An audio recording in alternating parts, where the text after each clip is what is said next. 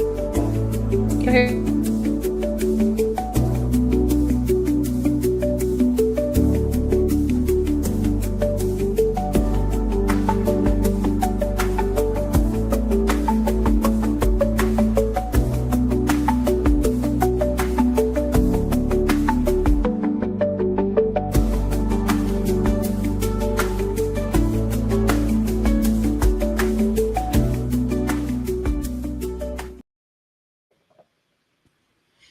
Hey, everybody. Welcome to another round. We are back. Happy Friday to everybody. The cousins are back. Okay. I know we ain't got no ready to love, but we got other things to talk about. All right. We got other things to talk about.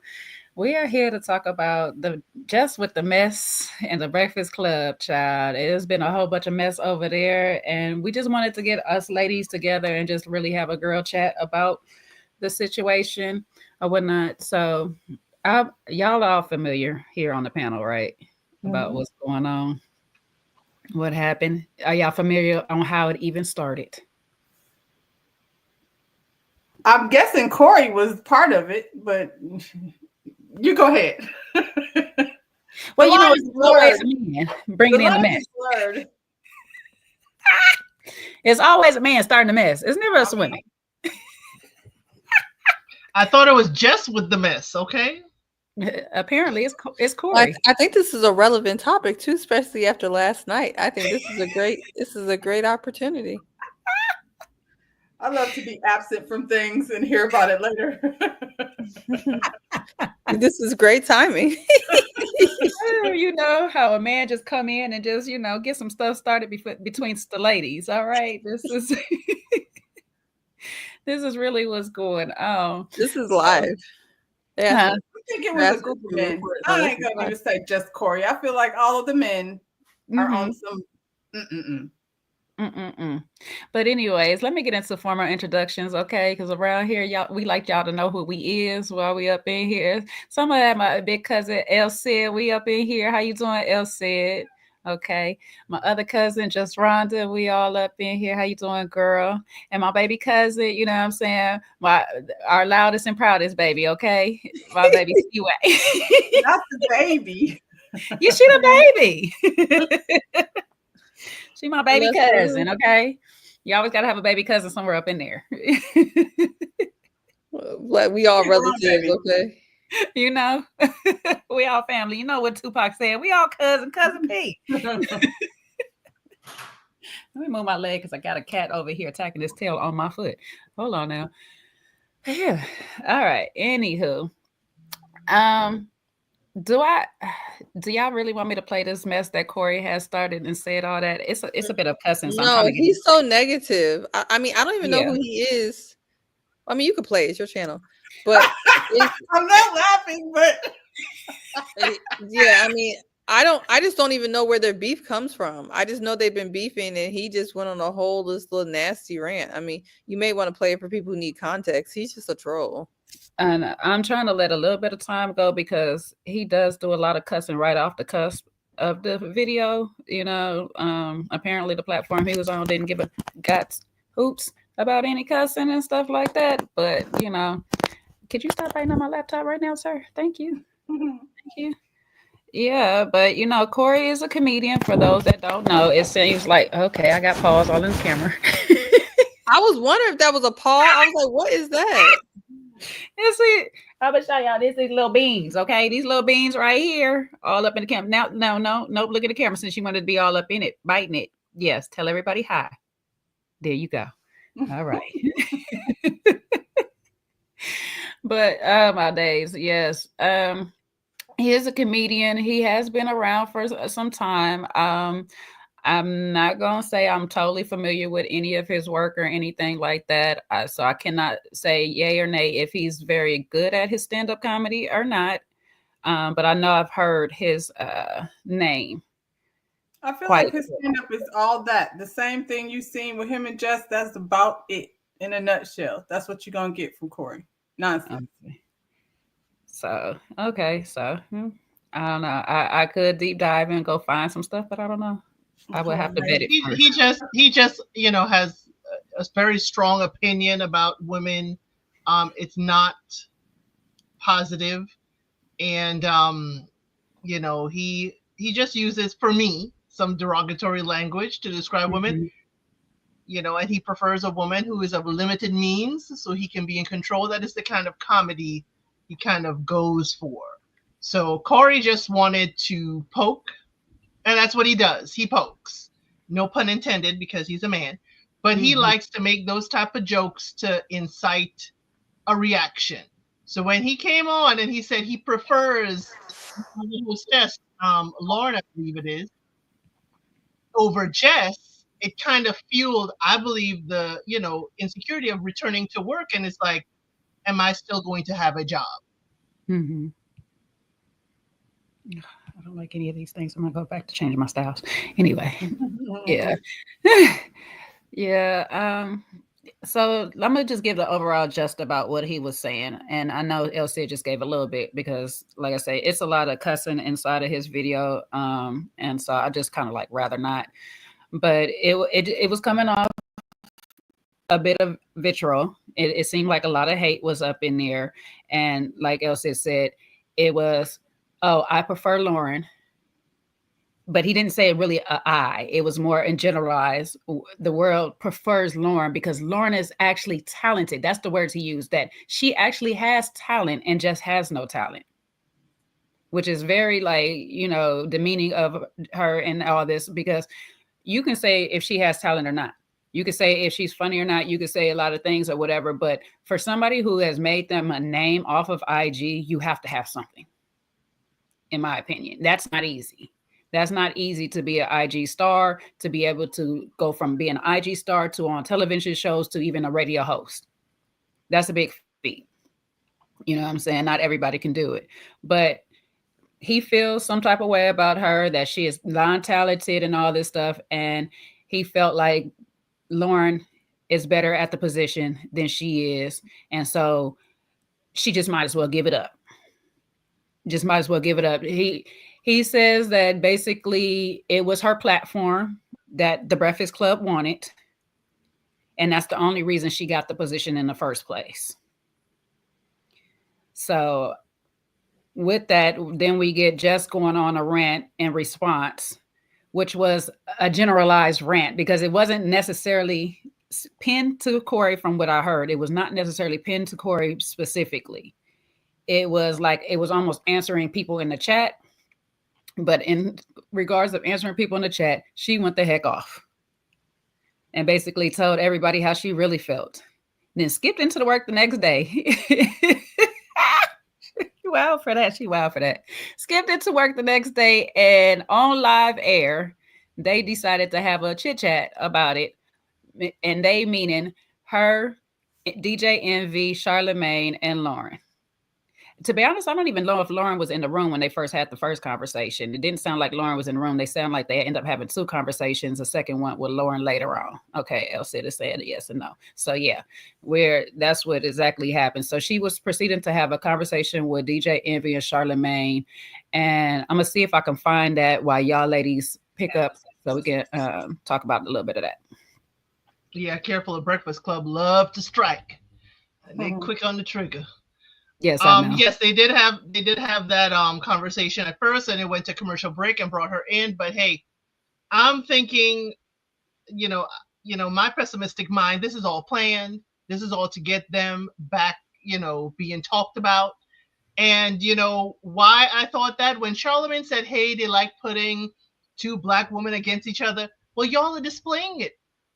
Y'all are displaying it. Y'all could have said, you know what, Jess? We're going to talk about this later and be done. But y'all are also capitalizing on the friction.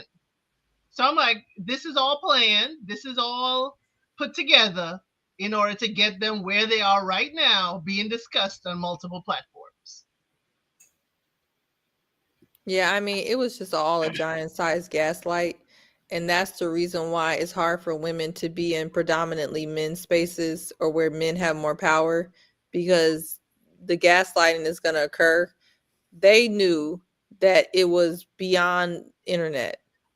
They knew that when Jess went on her maternity leave, when she came back, everything should have went back to her in her segment. but instead you had the lady in her segment. You didn't define the roles. You made it awkward on purpose. Then you probably pretended as if it wasn't going on. She's clearly has an issue with it.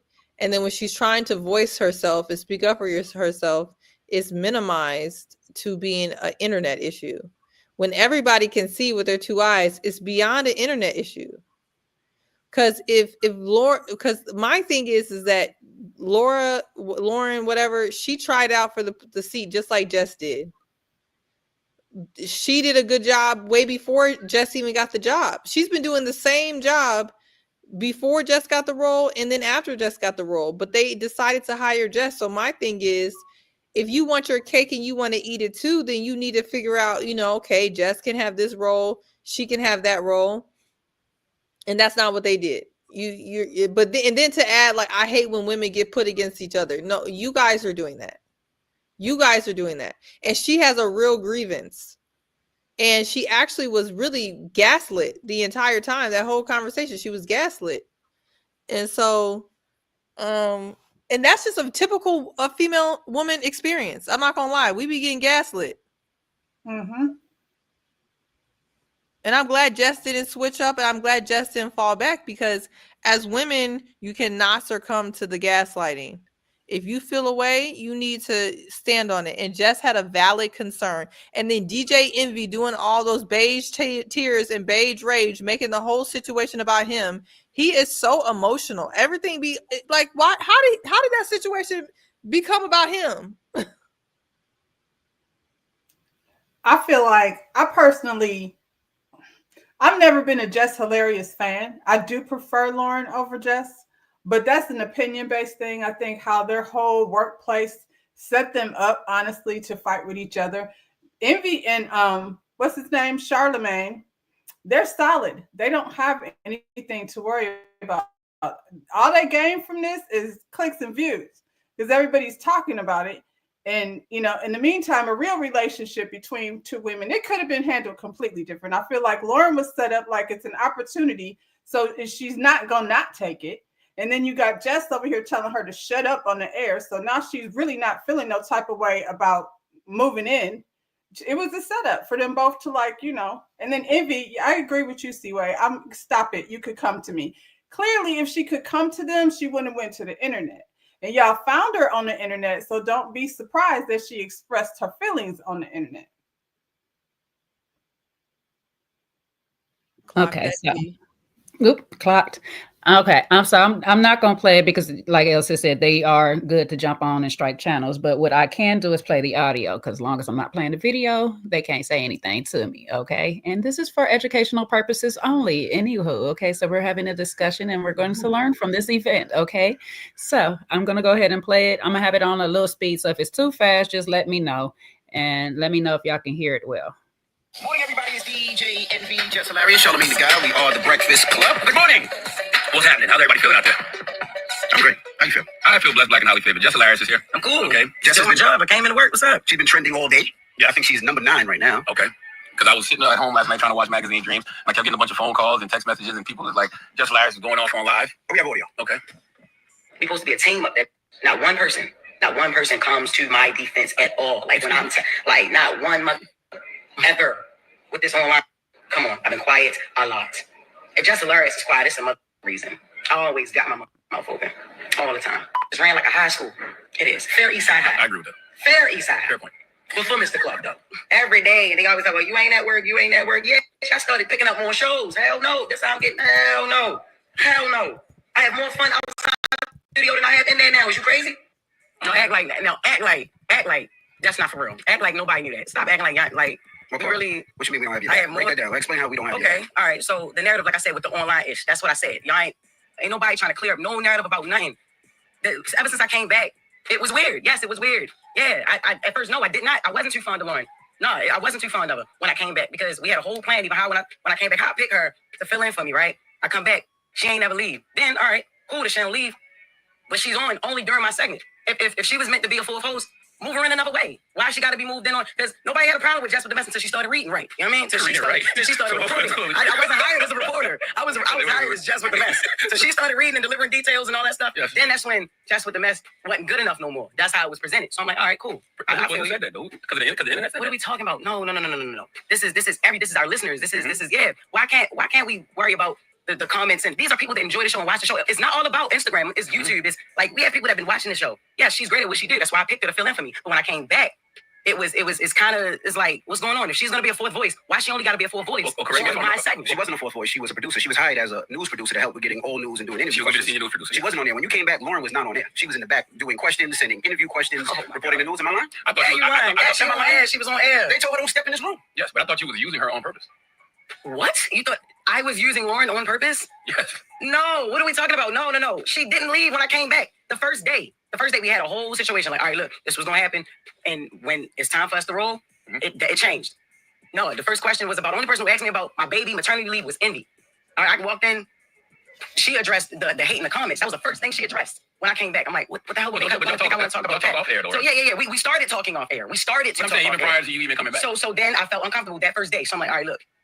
They was like, all right, well, we'll just take her off air. She was back the next week. All right, cool. Because there was a voice. Y'all wanted her on air. There was a voice. They wanted her there. They wanted her here. There's a place for Lauren in the show. All right, cool. If there's a place for her on the show, let's do it another way. Yeah. Because you said you wanted to change the segment from Jess with the Mess to the Lauren. That was eventually, even when it came down to it still being called Jess with the Mess, and then I'm introducing her to introduce stories. That was pointless and it was stupid. It's no Jess with the Mess. Just make it Brown Girl Grinding or Lauren with the latest or Lauren's Legal Corner. I'm giving ideas. I'm like, yo.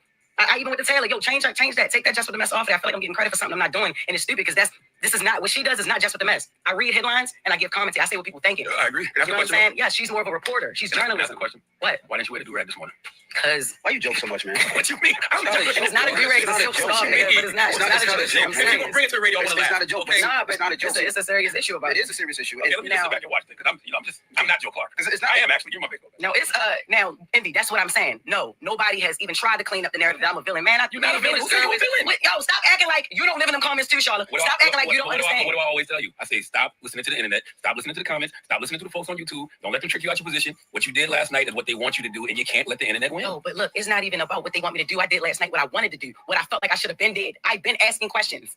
The internet loves mess. And one of the easiest ways to create mess is to pit people against each other, especially two women. And I don't dwell in that. And y'all know that. Yeah, but see, this is the thing. You let the internet dictate what's going on. We've had conversations, and this is the thing. This is why I thought it was corny. And it's just me personally. I thought it was corny because we have conversations up here. We just have a meeting. If you had an issue, a problem, a situation, or something that you felt, why you ain't bring it to the team? When you came back, Jess, I pulled you to the side. I said, Jess, if you feel uncomfortable, if you don't want Lauren in the room, this is your show. We can make that change whenever you want. Did I not say that to you? Yeah, you did. It's not about wanting her in the room, yo. It's about the segment. Like it was like y'all wanted her. If you had a problem, say it to us. We had a meeting yesterday. Not like that. Not like nobody having my back because we have your back. As far as the Corey Holcomb thing, y'all been beefing for 11 years. I'm not worried about it's not even about you. You're worried about comments. You worried about what people say. I'm worried about the perception and my reputation of being on the show. They've been issuing on me for 15 years. They've been issuing on Charlotte for 15 years. That's on you. And the things that people issue on people is on me. I don't let it affect me because I know who I am as a person. I don't give a F what them people say in the comments. I know who I am. I know what I do. If you let them people get in the comments and F with you, you're great at what you do. Everybody simmer down. Like you a dope. She's very dope. You let them people piss you off. No, F them niggas. Like you nice. Like what you do is funny. I tell you that all the time. You brought that energy that we needed to the Breakfast Club. And you let a bitch ass person in the comments say something to stand you up. I tell them F them niggas. We don't even know who these people are. They could be bots and all that. And we doing it on air when we could have did it behind the scenes. Like I F with you the long way, not on some internet ish. And to hear that through there, that's whack, man. Very light skin. Let's go to the phones. 1-800-585-1051. Let's open the phone line. Everybody will stop. I'm going to get a stop. I got my candles lit. I got my can.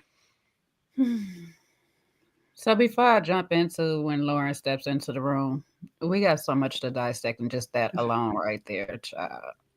Because the gaslight was real. The joke was crazy. I know you have an unpopular opinion. Your face don't have to say it. They'll say poker face it. Poker face it. Poker face it. No, you always got that one cousin that expresses everything on their face. You know what I'm saying? And I'm not saying all of it was gaslighting. There was parts that was not gaslighting, but there was a lot of gaslighting done in that thing, in my opinion. But I'll let y'all ladies jump in before I really give my full thoughts on it. What you want to say? Who want to go ahead and take the lead on this? I'll go ahead. I feel like honestly they both could have been there.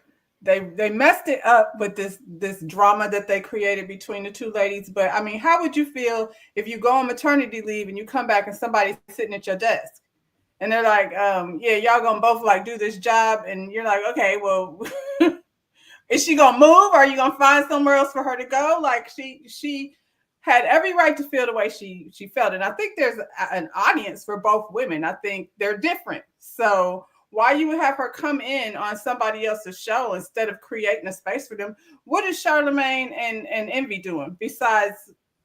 I don't know what they do, really. It feels like they need these girls and they just blew it. I don't watch The Breakfast Club, really.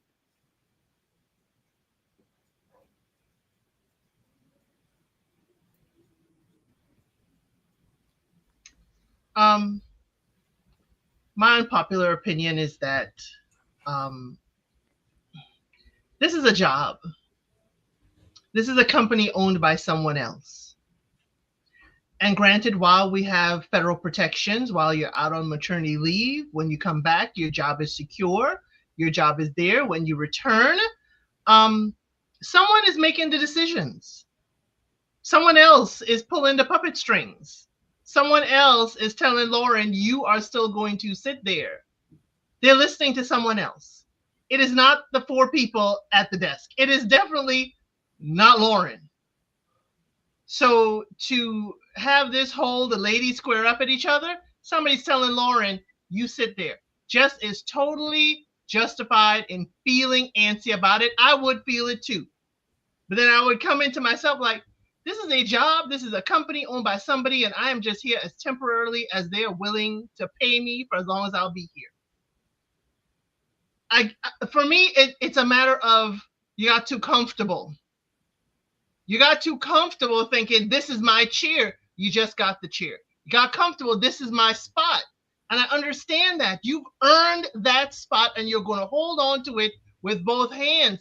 But again, somebody else is making those decisions. Somebody else is not listening to you. So what if Lauren listens to you? What if Lauren does hear you? Lauren can't tell you, yeah, girl, I'm going to back off. Somebody is directing this entire puppet show from behind the scenes.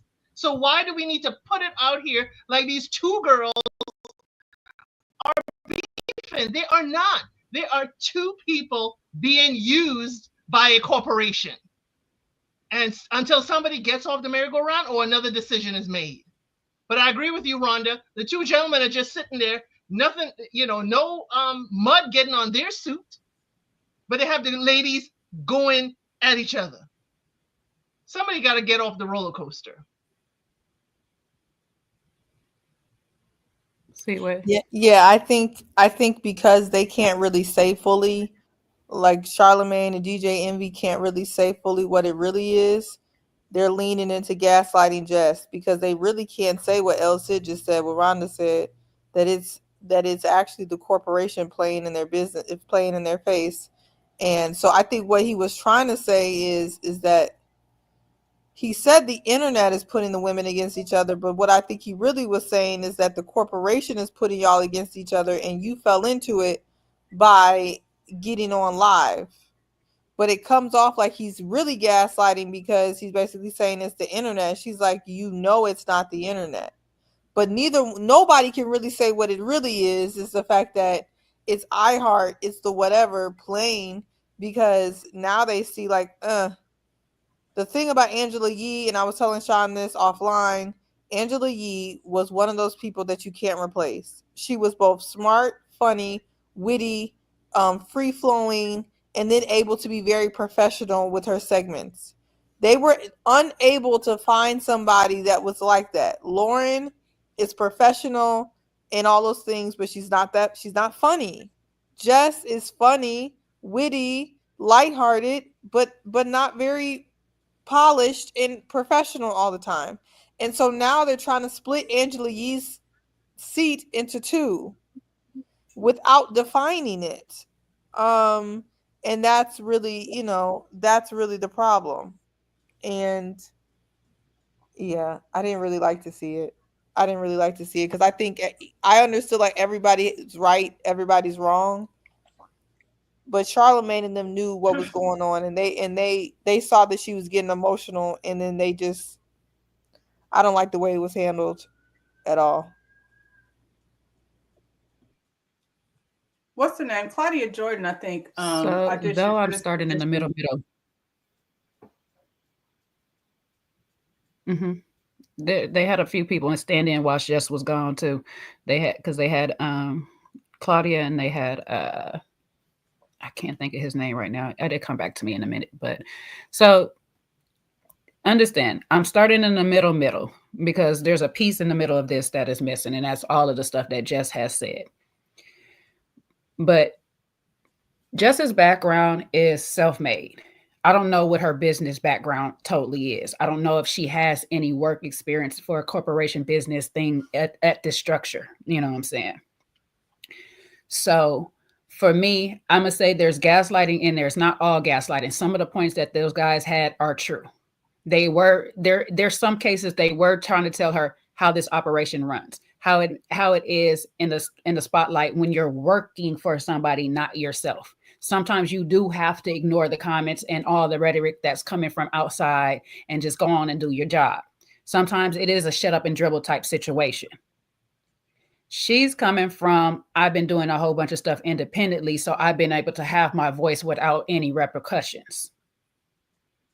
When we start putting the two together is we need some mediation going on. Jess's thoughts is, we're saying every day we're a team. Y'all my boys, this, that, and the third. Get on the air, clear the stuff up. I don't have a problem with this girl. Y'all letting the rumors run on and run rapid.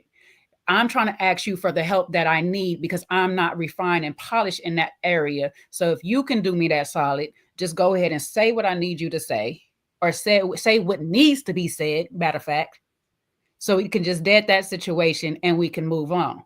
Now you get me back against the wall. I got to say it myself. I'm not polished. I'm not refined. Guess how it's going to come out? The way it's always came out. Real direct and raw. That is her downfall. Yes.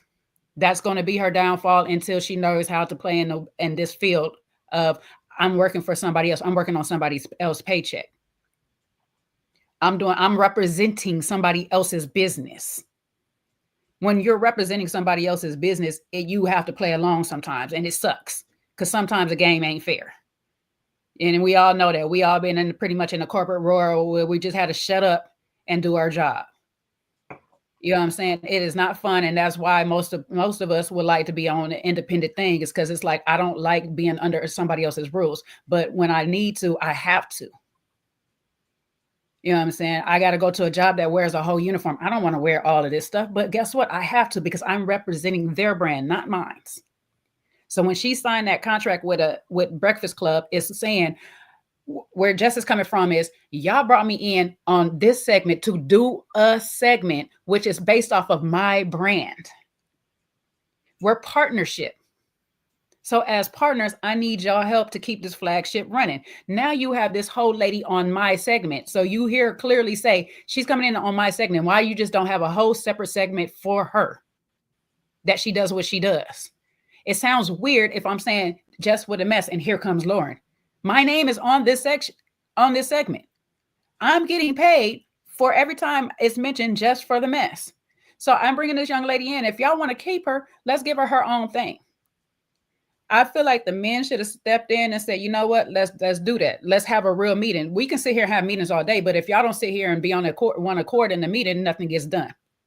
And like you said, Rhonda, those men are solid. They not even caring. You know what I'm saying? So when we get on air, you got Charlemagne playing in the background. You got DJ Envy being serious, but getting emotional and making it about him or whatnot and stuff. And it's like, right now, it's not about y'all. Yes, we could have had this conversation in the background. Matter of fact, we probably had this conversation several times in the background and nothing was changed. Nothing was done. Then you get on the air and say stuff like, well, if you just didn't want her in the room, guess what that do? Make it seem like I got a problem with her still. All right. Yep. Charlemagne did the same thing to Angela Yee when Gucci was over there talking smack about her, his person, his girl, his sister, and he let that man talk about that lady. Regardless to how he felt, at the very least, He was laughing. He could have just been like, don't do that. We're not going to do that. We're not going to talk about my sis over here. He didn't do nothing to shut it down. He just laughed.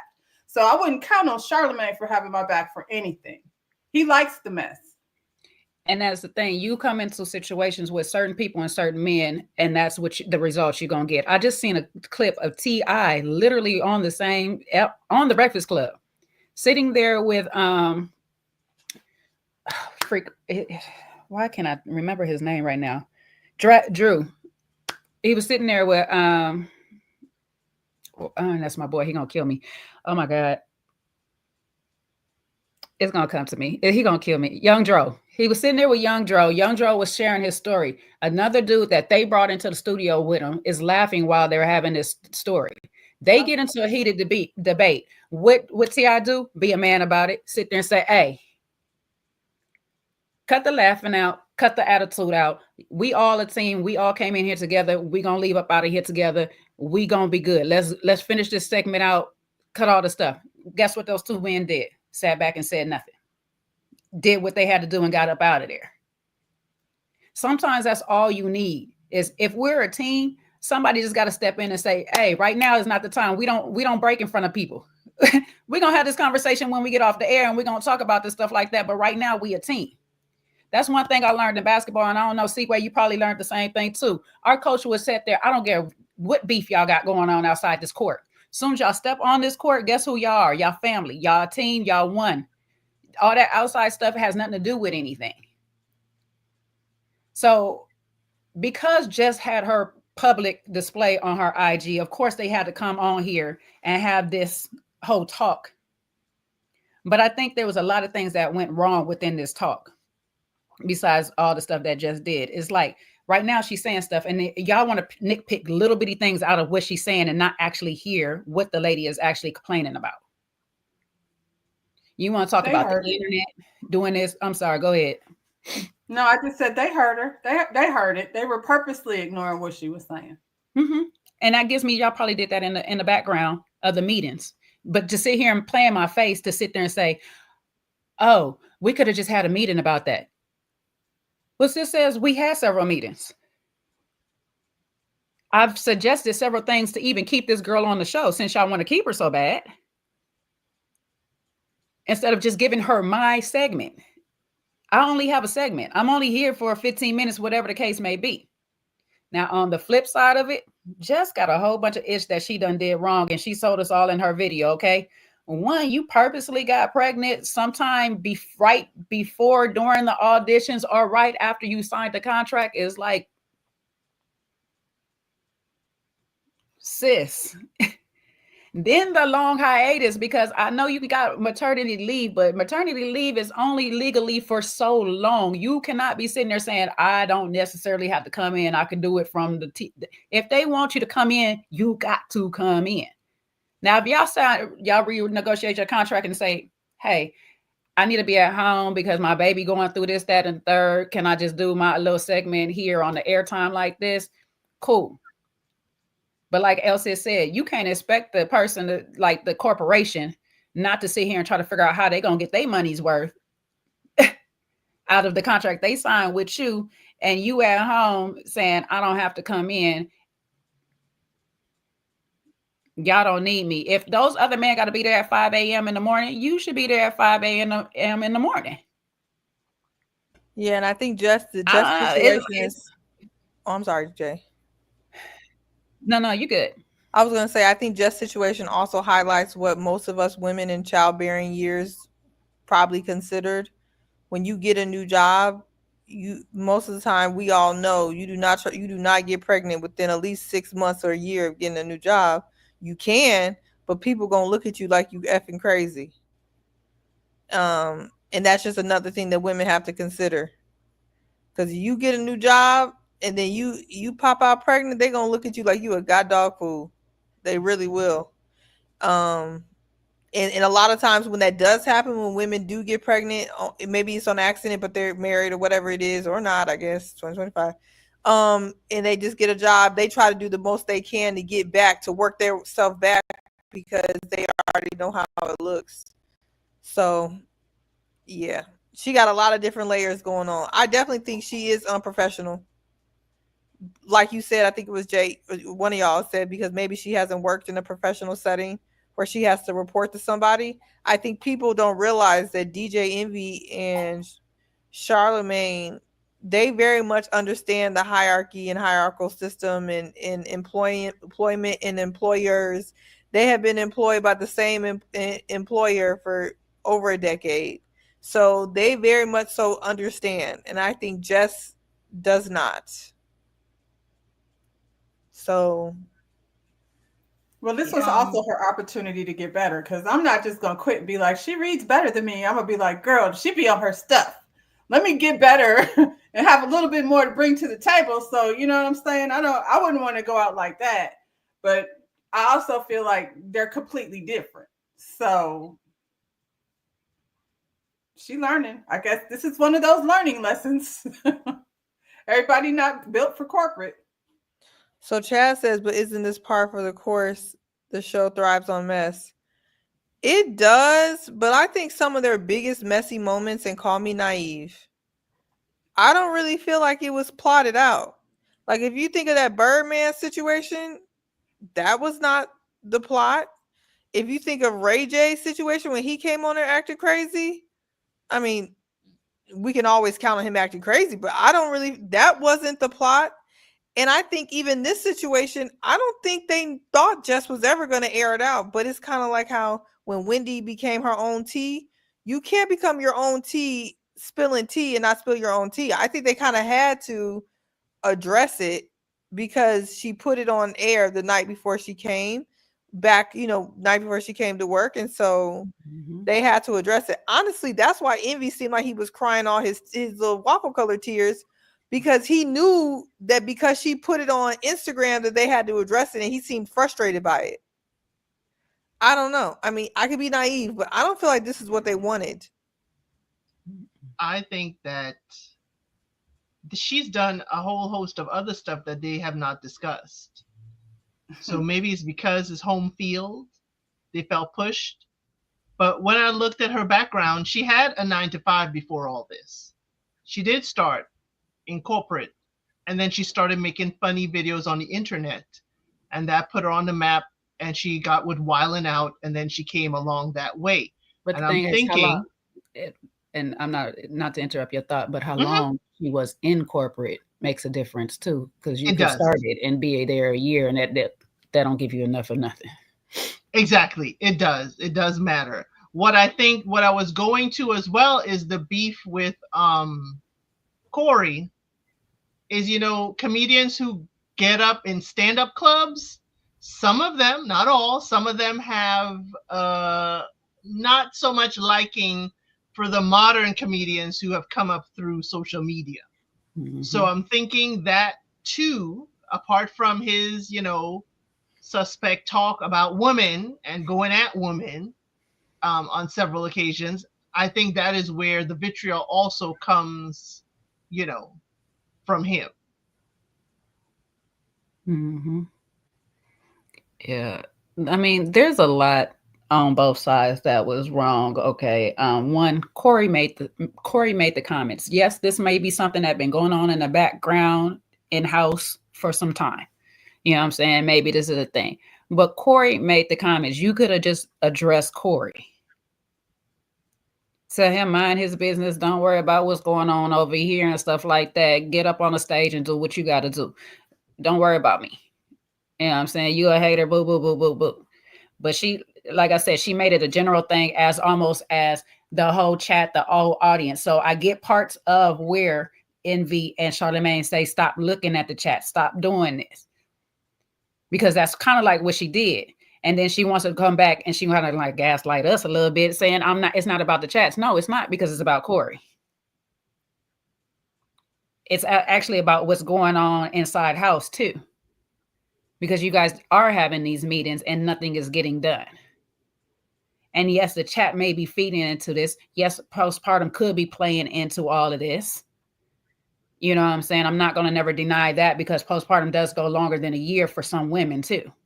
It can go on for some years. And like she said, she's been holding a lot of stuff in. However, to get on your personal platform in front of everybody, not really discuss this with anybody, talking about team and all this stuff, and say, I got other gigs. I don't have to be doing this. I purposely got pregnant. It's never going to be a good look for the business. It's going to frustrate anybody, especially the people that has been secretly trying to help you in the background. Now, I'm not saying that Envy or Charlemagne are those people, but I'm pretty sure there's been some other people in her corner just trying to keep her afloat on some things. And it makes them look bad when you go out there and you just kind of throw it up in the air and say, you know what, F what y'all's trying to tell me how to make this work. I'm just going to blow some stuff up, because you're burning your bridge right now. It's not the bridge with the Breakfast Club. It's the bridge with other brands and corporations that say, I wanted to hire her, but she going to Kanye me. Soon as she don't get her way, it's going to be all over IG. Soon as something go wrong, she going to filter out everything that's going on in our business. So she's a liability. That's the thing she had to look at, and she didn't before.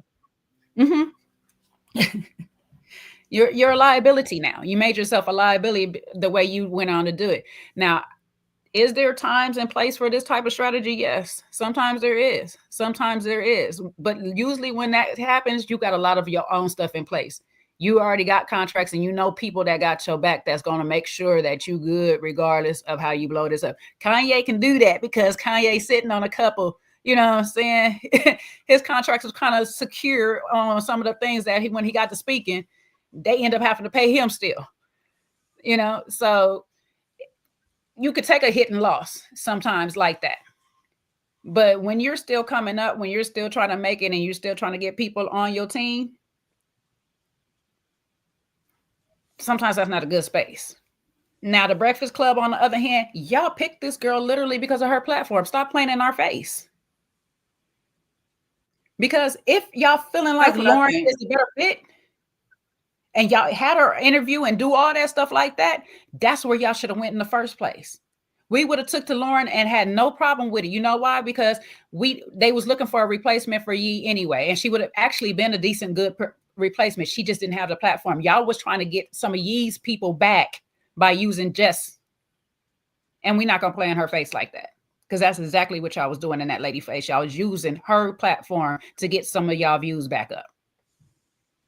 Because when Angela left, a lot of the female audience and all that stuff left with that. A lot of audience left with Angela. Y'all can say what y'all want. I left before she did. I don't be checking for them unless it's somebody that I really want to see. Like if they have a guest that I'm really interested in hearing what they have to say. But I will say, Lauren do bring something to the table. Mm-hmm. Like you said, maybe it's that thing. Like nobody want to just sit there and listen to Charlemagne and Envy. That's not going to work. And Jess, I don't think she was ever a good fit. I think this is a perfect example of people having a platform. It's not necessarily you're going to make it right for you. Not unless you put them in the pocket they're supposed to be in. And Jess might have just decided, forget it. I don't know when her contract is up, but she might as well have been like, okay, well, you know, this is how they're going to do me anyway. So let me just go ahead and say it over here on my platform. But it's going to be very awkward from here on out. They every day, every morning, y'all closing elevators on each other and things. It's going to be very awkward. Well, because she feels like it's affecting her brand. I mean, she makes more money outside of the Breakfast Club, and she feels like the type of comments that she's getting and stuff like this is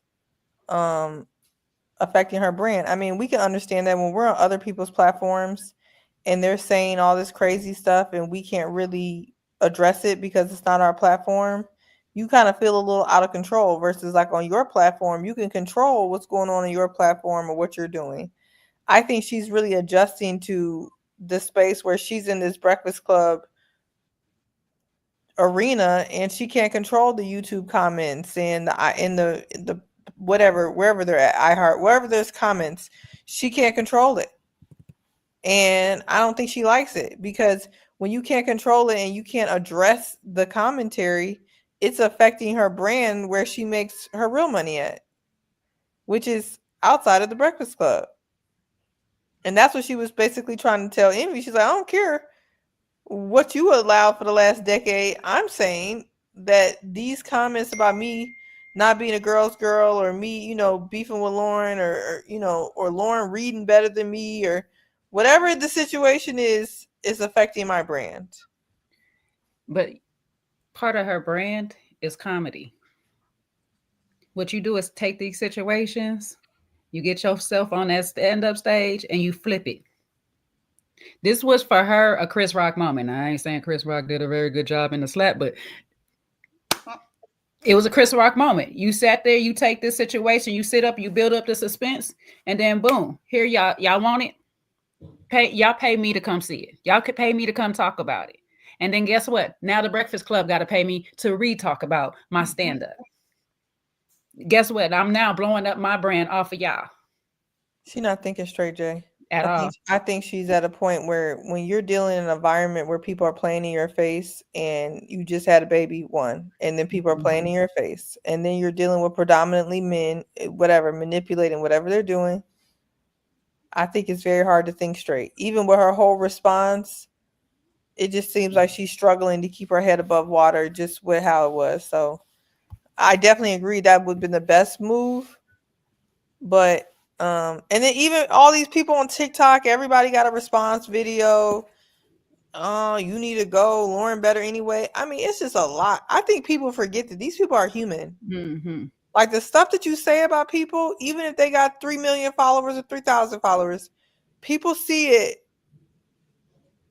And nowadays, everybody gets so much clout and currency, literal currency, from other people's demise, that we have forgot people's human experience. It was one thing if you're going to talk trash about me for free. But nowadays, everybody's getting money off of taking a bad situation and just railroading people. Mm-hmm. I just don't like that. Lauren should pay attention to how they handling Jess while she on her way in the door. She should be always watching her back, because Charlamagne and Envy will not. Mm-hmm. Also, a lot of people weren't listening or hadn't heard Corey until Jess. And I don't think Jess realized her voice reaches more than him. This did not really catch fire until Jess put her voice on it. Till Jess came out and talked about it. So again, yes, Jay, I agree with you. She should have used this, manipulated it. When I saw this happening, I said, who could she talk to about something like this? And I kept on wondering, since she came from the Wild 'N Out, what did she have a rapport with Nick Cannon? Because maybe this kind of corporate media thing, he would be able to help with that, because he was in a similar situation years and years ago. But he would probably be able to tell her how to possibly navigate it, to help guide her. But I think that Jess, I don't think she realizes, yes, her voice and her platform is even wider than Corey, and she actually gave him some spotlight and some shine, and it's not the shine she wants for herself or Lauren. And we could have done this, as you said, real cutesy. I mean, hell, she could have called me. We could have done some shadow dancing, and she just push a shadow out the way and just say, I'm back, and she on air the next day. You don't have to do much to create the whole media sensation. But again, I understand the postpartum is real. I understand and I feel for her. I really do. And when you feel like you are alone and you are screaming or you are talking and no one is listening, that is a lonely place to be. That is very lonely. So I could understand her. Mm-hmm. Listen, she could have came to me and Seaway could attest, because I have some good days. I have some good days where I will bless the heck out of you just for the fun of it. Okay, I would have blown up just like she did on that IG child them comments. But then there's been a lot of there's a lot of days I try not to sit on things too long, because that's when I actually blow up. But I have learned how to read you in a corporate way. Okay, I have learned how to read you in a very corporate way, to the point that HR be trying to write me up, but they don't know how. They don't know what to write me up for. They be like, you cussed at her. No, I didn't. No, I didn't. I did not. No, I didn't. She cannot, and she can't tell you I did. But I said a lot of things that felt like cuss words by the time I was done. Okay, it's just a matter of how you do it, and I think part of that is her sitting on that a lot. She could have just breadcrumb a lot through IG just to get it off, just to get some of it off, so it wouldn't blow up, because she sat her in the pressure cooker for way too long. And for Jess, that's not a good thing, because she is a type of voice. She expresses herself on a regular. You know what I'm saying? Even if she wanted to just joke it off in her high thoughts, in her postpartum thoughts, in her mother thoughts, like she doing her IG on the random thoughts that she have. You know what I'm saying? You could have did it there.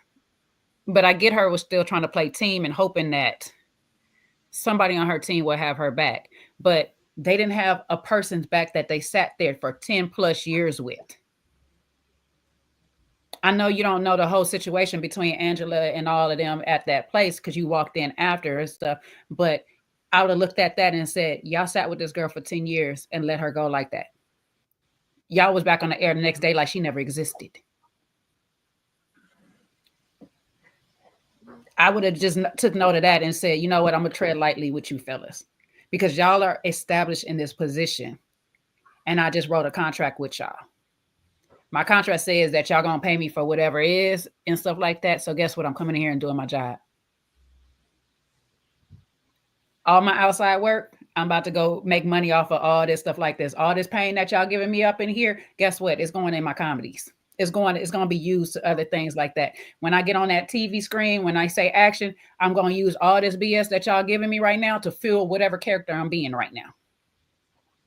That's how you flip that. You know, and I just wish she did have somebody in her corner. I don't know who's in her corner, who she's talking to.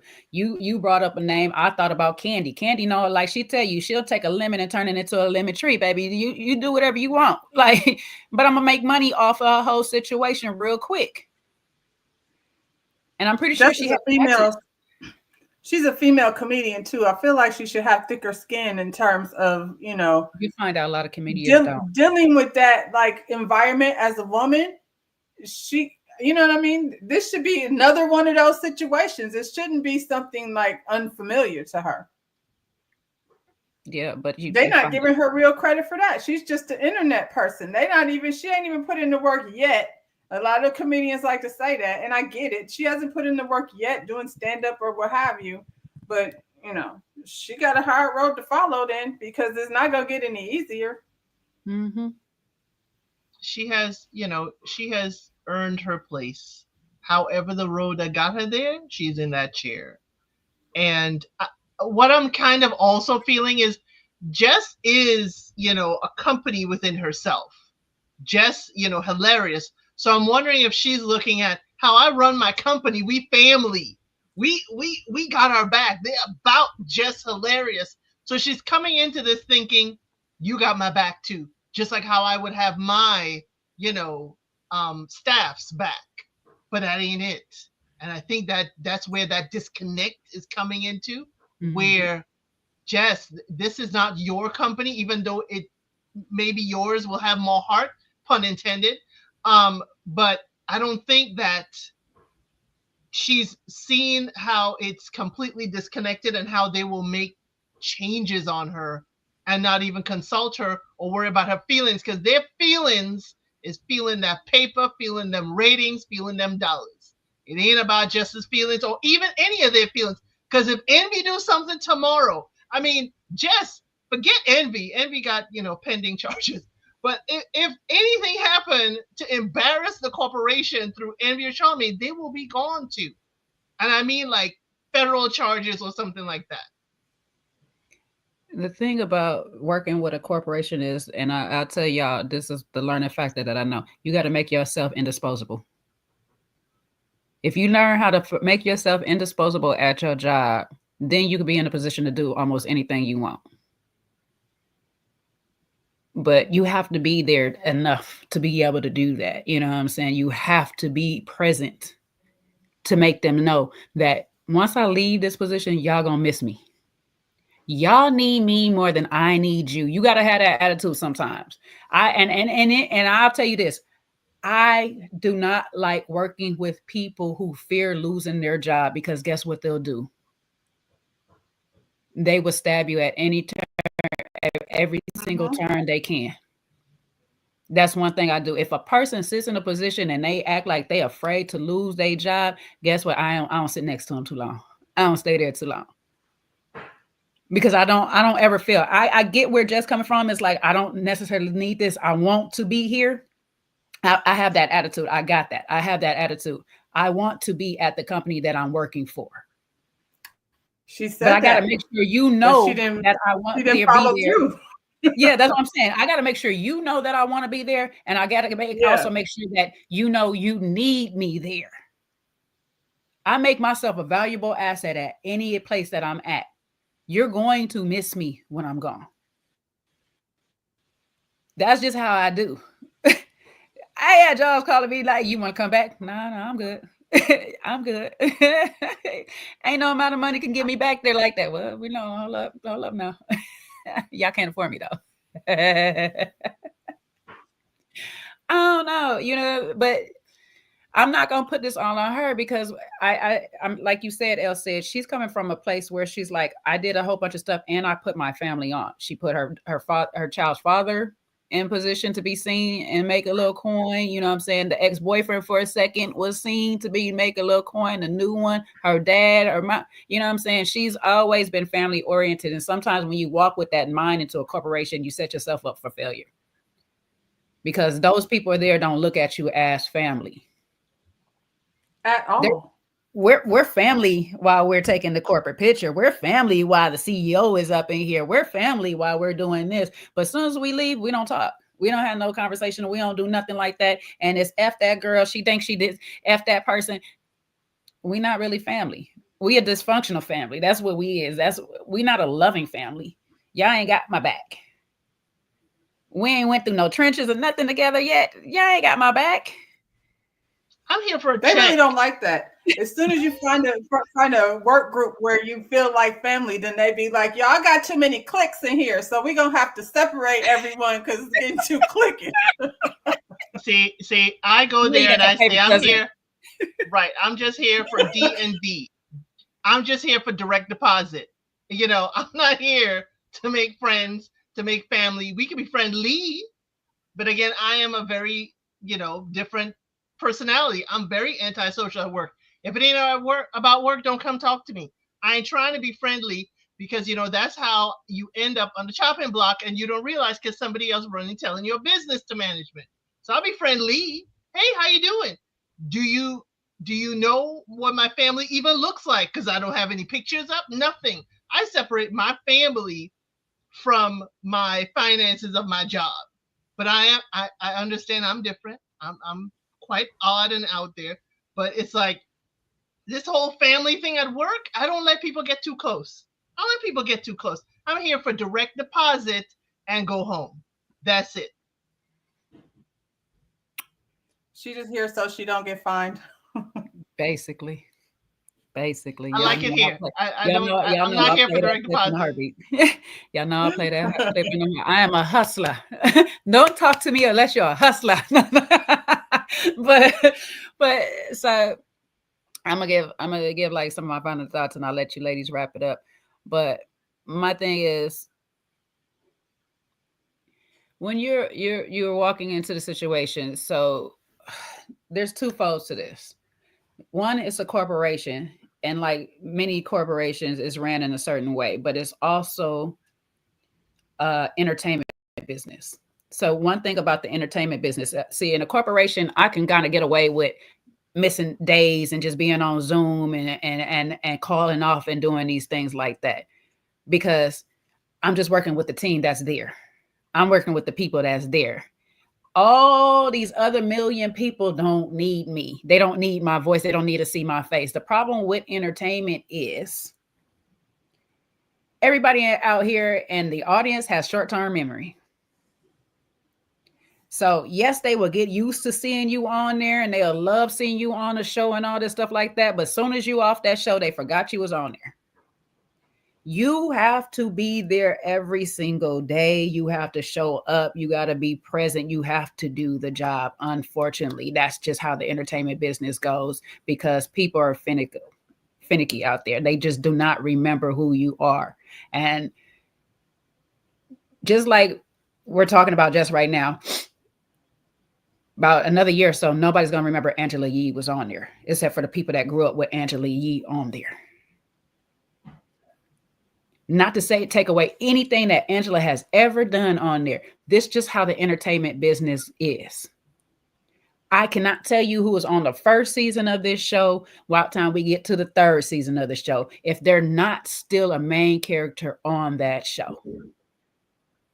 Jess has stepped away from her position too long. You let this girl, and they both are talented women, talented in different rights, but you let another talented lady sit in your position far too long.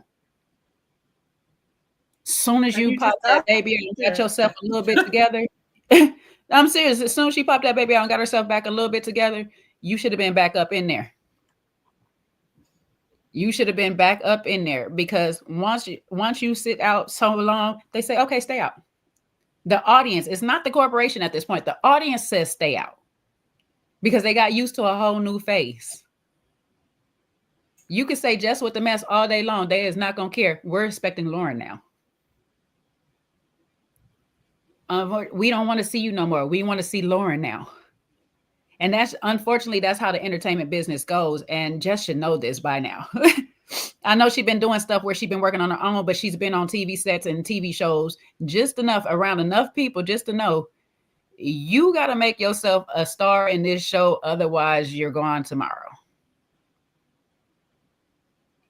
Your little bitty cameo has to stand out. So much that I got to hire you back again, because tomorrow you will be a no name, nobody. And that's just how the entertainment business unfortunately goes. And I think that's one of her biggest downfalls in this whole debacle, is you allowed that lady to sit in your position just a bit too long. And I know it's not all her fault when she came back, but while you were gone, you should have just tried to make yourself come back a little bit sooner. And then that negotiation of why she's still in my desk probably wouldn't have to happen like the way it did. Why she's still sitting on my segment. You know what I'm saying? We wouldn't have to do all of that. And my last thoughts is, y'all keep talking about, and I'm talking about the y'all is DJ Envy and Charlamagne. Y'all say, we not trying to put these two women together like this, but then right after the commercial break, what y'all go and do? Bring these two women in the air. DJ Envy, didn't you just say we could have had this conversation off? Now, Jess, baby girl, telling me to shut the heck up, telling me to shut up on the air. Baby, on the air, we probably would have been going at it right then and there, okay? Lauren is a little more professional than I am, trust me. And she still said, I'm not about to be on my job, my corporate job, acting a fool like that, so you can have that by yourself. But when I see you coming towards the elevator, I'm going to push the close button and you won't be getting in here with me. Stay the extra 5 minutes. Enjoy. Like, because what we not gonna do is silence me and Seaway already know. Like, we will not be silenced. Okay, that's what you should have did this live about. Okay, he did live. While Seaway was silent for a long time. Well, nobody told her to, though. That's by choice. It's a whole different thing. Now I get you, and we know we've been on platforms, and I've been long-winded on my own right now, okay? Where people be a little long-winded. You know what I'm saying? You want to hit the mute button on them sometimes. No, you was cooking though. It's just when people be going around in a circle. When you start going around and around in a circle, start twerking over that drain. I've been muted here. I've been muted. Yeah, that was my jokes. You don't be that long-winded though. That's it. You really don't. Been my jokes. Oh. You be probably muted when you be trolling. Yeah, I be muting her, just taking advantage of my power. I'm a corporation. Okay. Look, these men gonna learn today. Somebody said, I'm so glad you got Seaway together.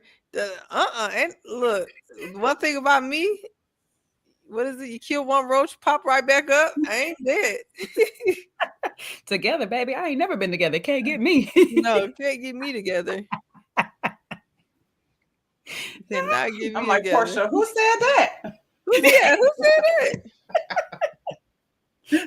and I'm like, Candy, and what you said was some bullshit. I am definitely you, Jay, though, because I'm learning. I'm not going to give you a long clap back. I'm going to give you a cute little clap back. It's going to be about 4 words. You think you done silenced me? Oh no. Oh, child. Back in the day, I used to be.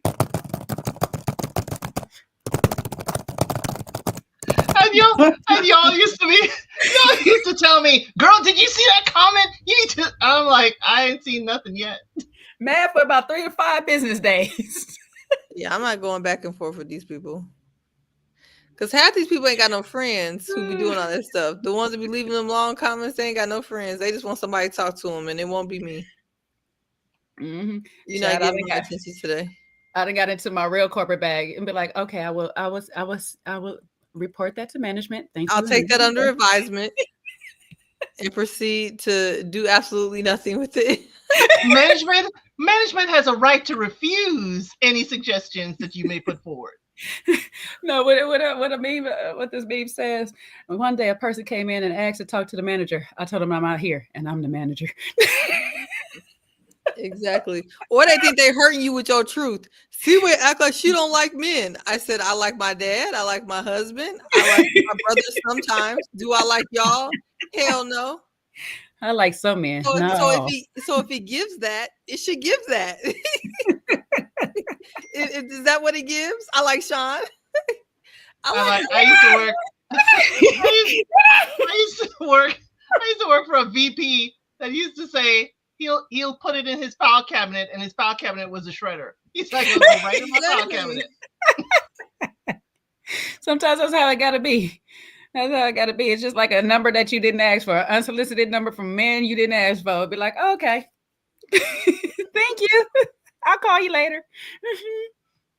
But that is the lesson of the day. You know, you got to get ahead of the enemy. Don't let nobody clock you with your own tea. You know what I mean? Like, definitely like get your tea together, because then it won't hurt. You know, you got to get ahead of the enemy. Yes, but sure. We're all human. We're all emotional at times. Sometimes our situations cloud our judgment. And that's when it's good to take good counsel and, you know, try not to be impulsive, because when you're impulsive, sometimes it just leads to situations that you don't, you know, what is the saying? Measure twice so you can, what is it? Cut once or whatever? Measure twice so you cut once. Yeah, measure twice so you can cut once. Exactly. So sometimes, you know, just delete that text, backspace it, you know, don't press that live button. Just avoid all of that, because honestly, whoever that is, that Corey Holcomb, I don't know him, but he sounds like another person who doesn't like women. Okay. And for an example, what that means for people who are slightly dense, when someone doesn't like women, it has nothing to do with your sexual orientation, but it could. But when someone doesn't like women, it's that you literally do not like women. You resent them. You are annoyed by them. You are not nice to them. What you do in your bedroom is none of my concern. So, you know, you cannot engage with men like Corey Holcomb who appear to not like women, because he seemed to take a lot of pleasure in trying to bring Jess down a peg. And unfortunately, she responded to it. You have to ignore them. You have to ignore those bitter, unhappy, unpleasant men. They're just unhappy and unpleasant. And they really should be annoyed. They're mad that you're doing well. They're mad that you're on the Breakfast Club. They're mad that they feel like, and this is a common theme, that you're in a position that you don't deserve. That's the word. Watch out for men that are mad that you're in a position that they feel like you don't deserve, because a lot of times they're gonna try to humble you. F them. He did a whole rant about how she don't deserve to be on the Breakfast Club and somebody else do. It don't matter if she's not on there, you'll never be on there. So mind your business. Like, it's just, I don't know. He is technically, you know, beneath her at that point. I would not have even, you know, acknowledged him or his comments Or I'd have gotten with Lauren, my petty self. I would have gotten with Lauren. Lauren, we need to work this. How do we work this? How do we make this work for us? But again, that would have when been we're my in first emotional, thought. right? I'd be like, girl, we gotta, I would have been on like IG Live. That whole elevator situation would have been a skit. Mm-hmm. And I would have been running to the elevator and she's just pushing it on her IG Live, and we have it done simultaneously. But that's again, that's the old Jess. I feel like the Jess that we know would have done that. That's why I feel like she clearly is in a vulnerable space. Like the Jess we know do not take things that seriously. Definitely would have probably kept it cute. Wouldn't have let them drag her out. But I think when you get into situations, dealing with the newborn and job insecurity, I think it has you handling things that maybe wouldn't be the way that you would handle it. Since it's her first day back, And I Lauren know as a new mother, she probably didn't want to leave her kid. Right. That's the first day away from your baby. You probably mad as heck too. I was mad as heck, so I'd give her that too. Lauren is the producer. She's not just another, personality. So what would have happened, honestly, if she would have went to Lauren and said, I don't know, I'm feeling a certain way. I don't want to. I don't want to make it seem like that, but something's weird. What can we do here? Like you said, Elsa, to make this where we both, feel equal in here. It seemed like it. That's why I said the corporate structure, because even when Lauren came in after the first segment and she's sitting there and she's trying to talk to Jess, it felt like I don't even want to be here right now. I don't want to even be put on camera, pitted against you, is what it looked like to me from Lauren. But she's like, I'm just here to do my job. Let me just do my job. We ain't got no beef, Jess. I'm just here to do my job. They put me here because Lauren came. They brought her laptop and her phone in the spot. And I'm like, Lauren ain't even walking here on some stuff the way it seemed on camera. They put her in place. No, definitely put her in place. And you could tell because the first thing she said, stop playing, Charlamagne. You play too much, because he want to sit here and continue to joke and stuff. However, these two ladies should have did some sidebar conversation. Jess, you felt the way about how she addressed you when you came back. Everybody don't necessarily address you as how your baby doing. How's this? She could have. But it sounded like she was on air and she was in her producer bag. I got a time. We got to do this on this time. Sometimes everybody don't think when they're in the different roles. They have several different roles. She's not just in the role of sitting there and conversating with y'all. She don't have to think about that. If I'm a producer, I'm thinking about the time frame. I'm telling y'all in the background, I'm doing all of this stuff. We got to go because guess what? Commercial break is coming up. 5, 4, 3. I'm doing all of that stuff. So if y'all telling me this girl was in producer role, her mind is in producer role when you come back, Jess. It's not in, let's have this good girl talk or whatever and stuff like that on the air. We got a job to do. And the job is y'all three are in this section. I'm falling back. So let's address the comments. Let's do that. So you being mad, Jess, at her for not addressing you some way as a new mother and stuff like that, or a mother of a new child, you could have sidebarred that and say, hey, sis, you could have said something to me, but you sat and held that in. And you let that fester in within you till it manifested out for other people to see that I think they do got a problem. You was irritated by her. You said it. You can't say you wasn't. You might have fought for that girl. And I do not like this part because it gave me Drake in this moment. I got you this position. Okay, you got me a position, and somebody did this to me, and that's what pissed me off about it too. I got you this position, but guess what? I'm here because I kept the position. You can get me in the door, but that doesn't mean I'm going to stay here. I got to do what I got to do for me to stay here. So yes, you got me in the door. Thank you. If that's what you want, thank you. Okay. But after that, I owe you nothing.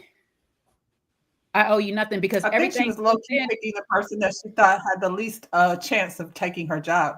I think compared to she's saying, I got you this position, but I think she wanted her rather than like Claudia or one of those other people who she felt like was on her same level. She understands why she was in that position. She knows why she's in that position. She knows it's her audience.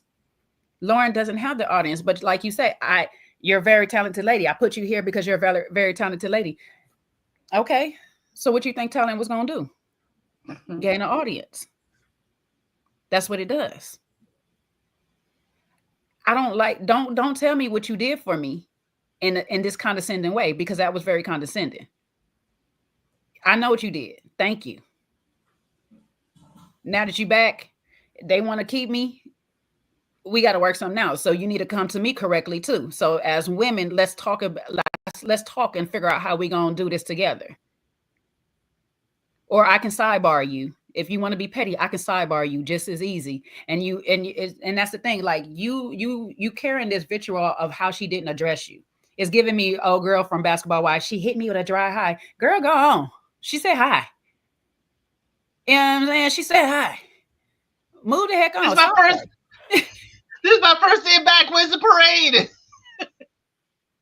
Like, okay. We not friends like that.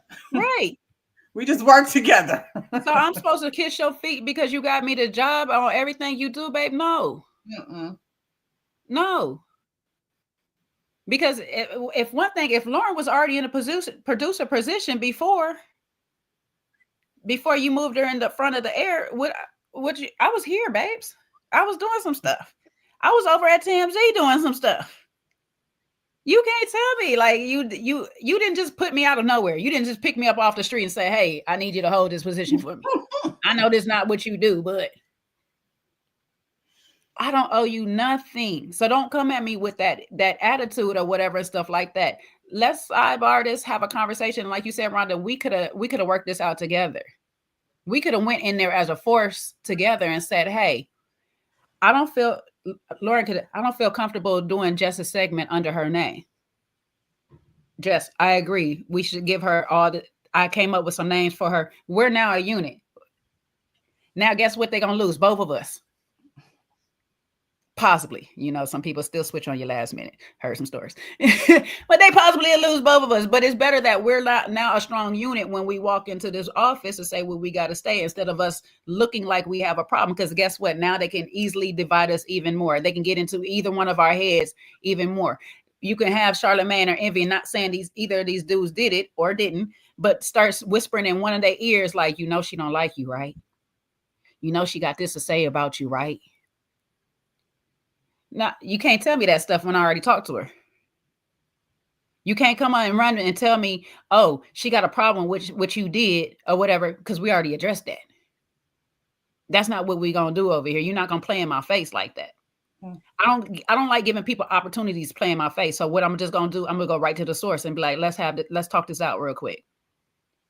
If I don't F with you and you don't F with me, at least we both know it.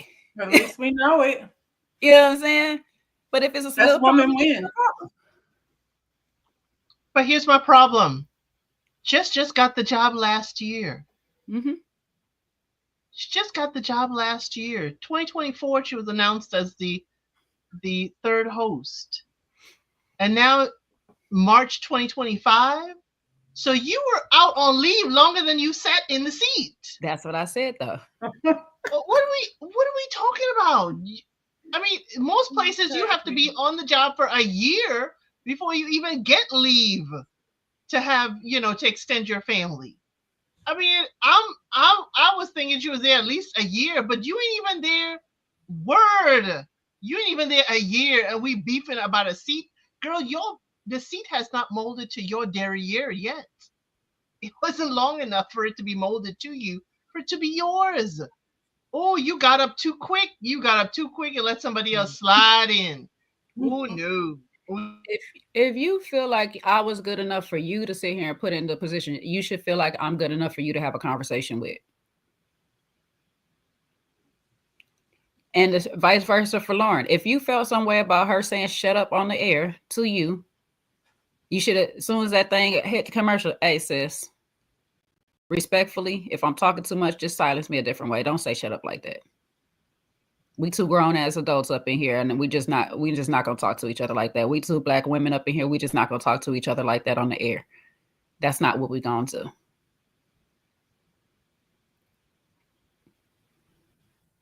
I don't even know where she thought that was gonna be. Tap your pencil on your cheek to tell me I'm talking too much. We need a little code. Something. Not shut up. Yeah. Shut up ain't it. Because what I'm gonna do is I'll let you know. Disclaimer: I'm very rebellious. You tell me shut up. Guess what? Now I'm talking more. Now I'm gonna talk all through your segment. I'm gonna be like Envy and Charlemagne, start laughing and doing all kind of stupidness all through your daggone segment, because we're not gonna be disrespectful. We're not gonna be disrespectful like this. And be quiet and hush and shush and none of those things. All of those are the same thing. Don't do any of that.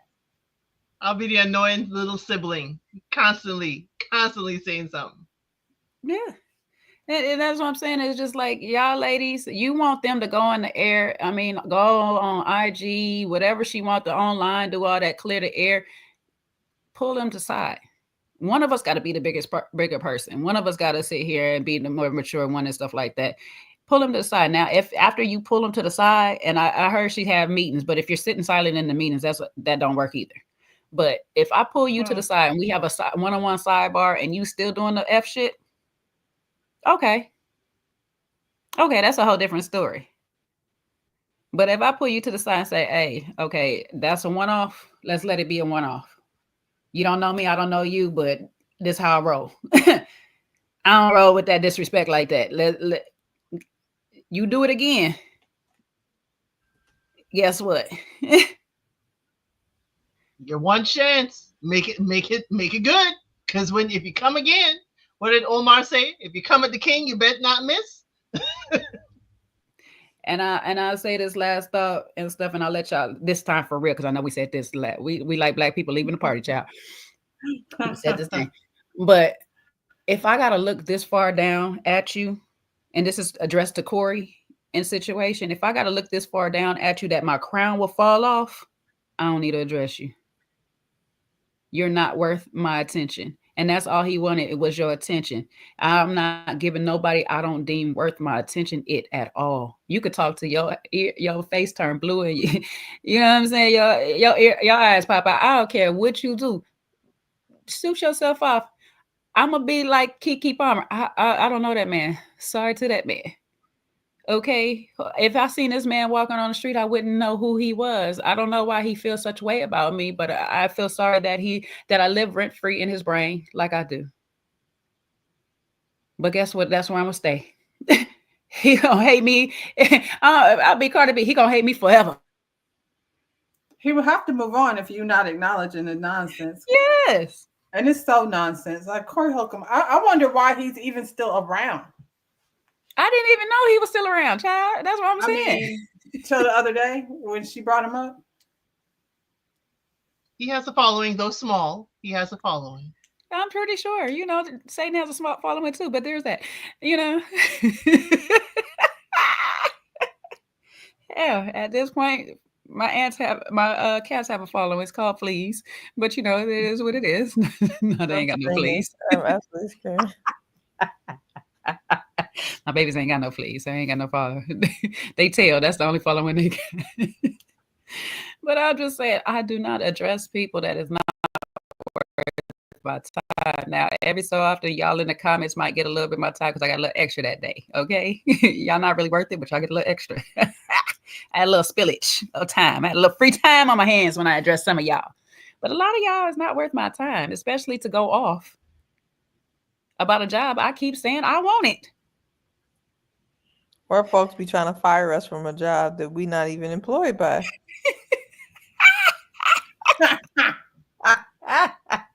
How was it said? Yeah, I will not leave a job that I'm not getting paid for, so don't worry about it. So how are you trying to fire me? Good luck with that. Oh, I'm saying. Oh, y'all got to just learn how to address these people, these peasants accordingly. Or don't. Or don't. Just or don't. What I say, just keep it cute. You know, every month I just draw a name out the hat, and you're the one. You're my lucky one that gets to get a word from the queen. Look, Elsie said, look, my name is Bennett and I ain't in it. But Elsie was not going to be no agent of chaos.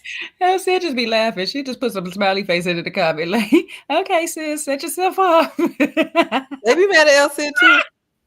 Uh-huh. She just be like, Oh yeah, I catch major strays. She'd be like, you know. But sometimes y'all gotta just have the patience of Job, as they say. You know what I'm saying? And ignorant bliss sometimes be working in my favor. It'd be like, oh, I didn't understand because you didn't direct me. You didn't say my name right. You didn't spell my name right. I don't know who you're referring to. I wasn't tagged. Was that for me? The newest one, they be saying I be using my lawyer powers for evil. That was the newest one. I said, oh, I didn't know that. No, Seaway. You have powers and they recognize it. Exactly. Hey, positive. You know, my haters are really lovers in disguise. That's all. They my biggest fans. My haters is my biggest fans. You know what I'm saying? Nothing to y'all that actually love me. You know what I'm saying? But the haters outshine y'all. Okay, they gonna make it known that they love me by saying some crazy stuff because they the ones that follow your every word. To be honest with you, the haters follow your every word, baby, and I love y'all for it. I have every bit of love for y'all. Sean says sometimes folks need to be made example of in the comments. They be fake profiles. Hello, and then I'm going right back into the shadows like I was never there. Why do I address a fake profile? You see, my thing is just, roll off my back.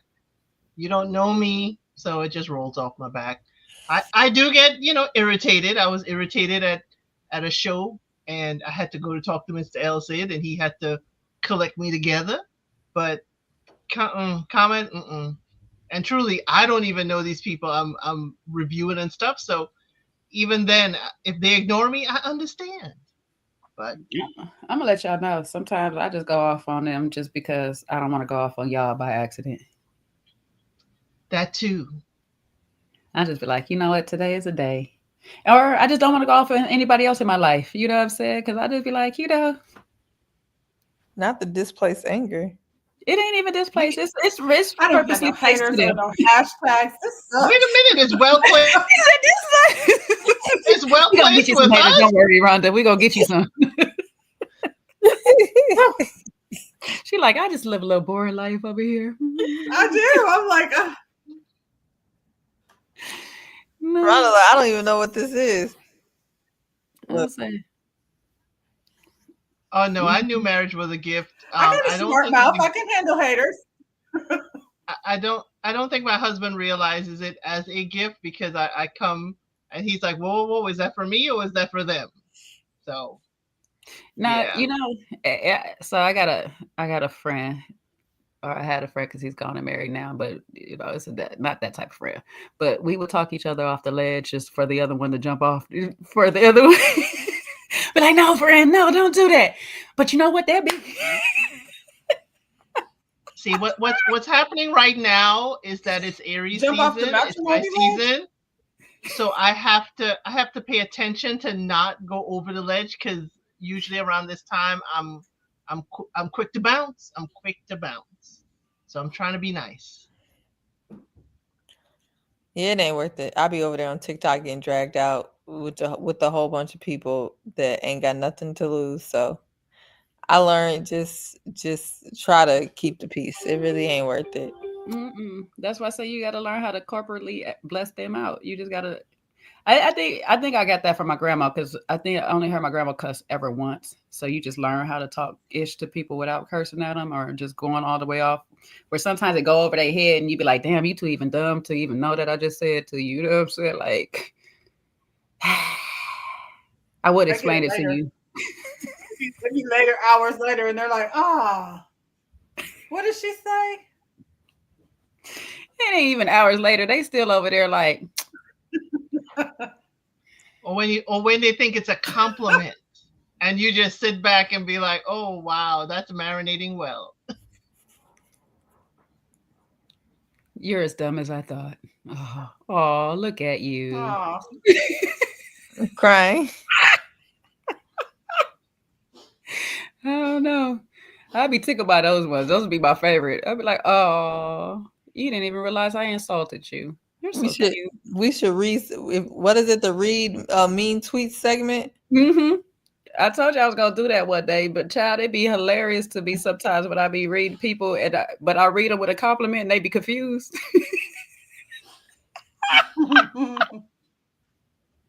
They was expecting one version, and I'd be like, wait, Sean, can I read the one mean tweet that you sent us to Jay? You don't care. Yes, yeah, no. Wait, do you care, Sean? I'll wait for your response. Read it before we get up out of here. Do a mean tweet segment. It was about Sean and I, to be honest. It was hilarious. No, it's your comeback really on that one, but it was Sean says, okay, read it.